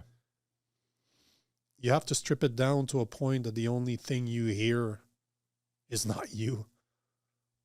And that's where, and I think that's the biggest problem with most people. I was just talking about this with a guy this morning. I was smoking a cigar as I was working outside the hotel. There's a guy called Mike from Ohio. We met in fucking North Carolina. We're in Jacksonville. And we had a conversation, and that to me is what it comes down to. Two dudes that were supposed to hate each other because right now the media is telling us that Canada and the U.S. is at war. I have a regular dude from Ohio. We just talked about life. Super nice guy. I'll probably never see him again. What's up, Mike, if you ever somehow listen to this? But this is what the beauty is, because I just decided to let go of what I don't control. This is the beauty. So it's a tough job, right? To be able to travel all over the place, because this is what I do. Yeah. I like my freedom more than I love money. So when you guys go back up to Canada, you're going to have a baby? 4 months from now. Not family. even. Yeah, man. Have you guys talked about doing more? Or is that not on the cards? No, we definitely want more. Yeah. We're blessed to have the first one, because we were really thinking about adopting. Like, we're going to adopt no matter what, just because that's something that we can do, so we definitely do it. But we thought we would have to adopt, because we were starting to doubt that we were capable of having children, because it's possible. Well, now the situation's there. It's gonna. I'd love to. I take as many as God gives me, man. Yeah. And my priority is only going to become to make sure. Might end up back in that house in the middle of the woods with 10 kids. All I care about is making enough money so that my wife has the security that she wants, and be able to provide for those kids so that they don't have to go through the public system. Yeah. My kids are not going through the indoctrination centers that we call education. I'm going to make sure that whatever I cannot teach them, I'll make enough money for tutors. But that's all that matters to me, man, is what do they need? And the rest, do whatever you want with me. Doesn't matter. As long as they're provided for, bro, they're all I pray for every day. I don't pray for me. I just pray that my family's okay. That's it. The rest, what's the expression? Young men in the military are basically cannon something. I can't remember. Cannon fodder. That's what I am for God. As long as the only thing I ask from him is my family to be provided for. That's it. The rest, do with me what you will. Don't care anymore. Doesn't matter. No, I care. It just doesn't matter. It's not up to me. And I accepted that. So whatever it takes, man, for my family, it's all good. I'll take the heat. That's why we're strong men, right?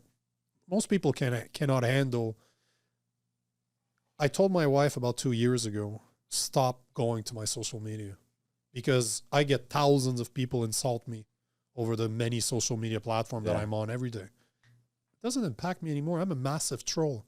I've become such a troll. You don't go to a comedy show heckling a comedian. Don't come to my platform thinking that you're going to heckle me, bro. Good fucking luck. Oh, good for you, man. But most of the time, every once in a while I'll engage. For the most part, I'm just like I engage all the time. I don't. But it takes a special type of.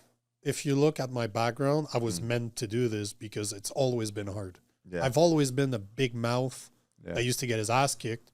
Now I know how to fight. Yeah. So I'm not worried about you. Yeah, and you're educated on the subjects enough to where people can't really. Good luck. Yeah. And if you prove me wrong, I'll admit that you were right and I'll go do more research. I'm going to check my ego. Yeah. But so all those skills that we have, who would I be not to put them to the best use? So what's, I guess the biggest thing now is back to Canada and then build this family? Well, obviously that's the most important thing, but there's 2 projects I'm working on right now that, can I plug that in? Yeah. First, I started a podcast with a lefty. Interesting. It's called Political Orphans. So we're both 2 guys that don't associate with parties anymore. We're somewhere in the middle. I'm more right of middle. He's more left of middle. There's got to be some good dialogue.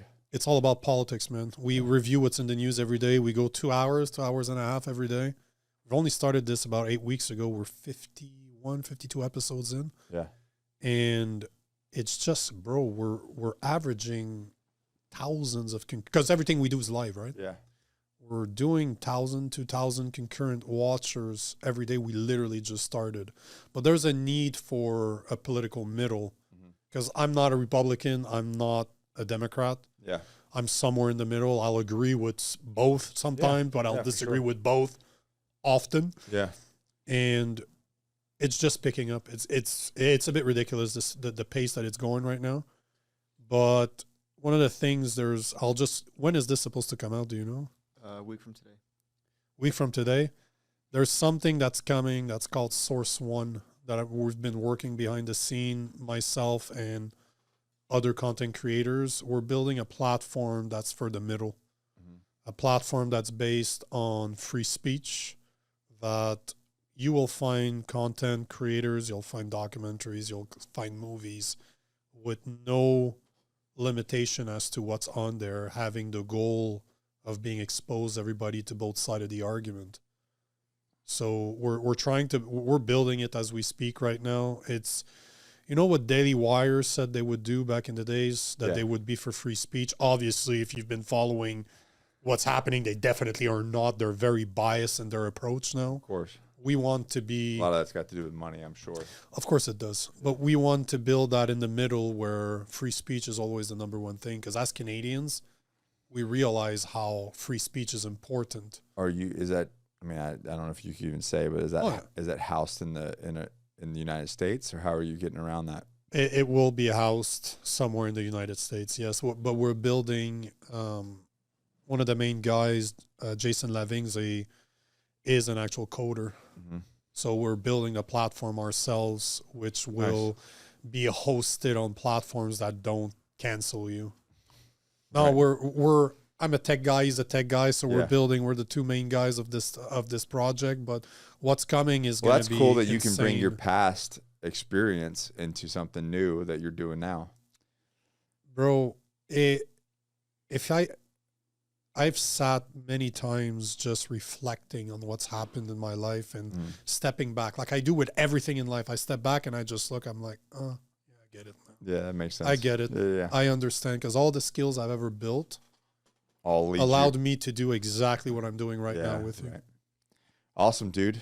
Well, man, what a great 2.5 hours, as always. Thanks for having me on, man. It was, I remember you telling me almost 2 years ago, 1.5 years ago, if you ever swing by here, stop by.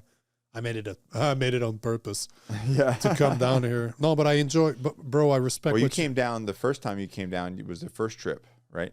This is literally within the first 2 months of us being in the U.S. about 3 years ago. Yeah. We were in Virginia. Yeah. We came down here, went back to Virginia, and then we went through Tennessee, and we ended up in Texas, in So Arizona. this is your second trip. Yeah, Big trip down here. we went back to Canada. Mm-hmm. We came back to Alabama because we left our RV there. Yeah. And instead of going back through Michigan to go back to Canada, we did complete east to North Carolina. Now we're going back to Virginia to see my mentor that's there, and then we're going back home. Nice. So the complete, man, I didn't think about that. Yeah. You were literally your second stop 3 years ago on our when we started this. Now you're my second last stop. Right on, man. Brother. Well, dude, if you guys go follow Nico, where's the biggest platform you want to find you on? That's the difference between all the content creators and me. I'm everywhere. Bro. You're everywhere. I develop at Nico Lagan. At real Nico Lagan everywhere. Yeah. But above all, I would like you to encourage at the Poly Orphans on X and YouTube, because this is my heart's there. It's such a great place. We get hundreds of comments every day. We interact. The whole point is to do it live so we can take questions of people. And my co-host and I don't agree, so we're bantering. I know every day. that's there's the entertainment. That's how you get away with the entertainment. Oh yeah, and he's a bald-headed Canadian too, so the banter never stops. And he's a lefty. Awesome. Yeah. Awesome. Well, dude, thanks for coming on, man. Thanks for having me on. Thanks for driving all the way down here. Much blessings to you and your family and the upcoming son. It's going to be amazing. Can't wait. Yeah, man. And then you guys go share this with your lefty friends. Agreed. Remember, this is all for entertainment purposes.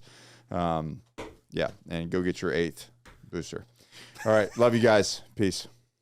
Hey guys, thanks for watching. I really appreciate that. Remember to like it. Remember to drop me a comment. I want to respond to it. I'm actually the one responding to the comments. And if you like this video, you're going to absolutely love this one right here.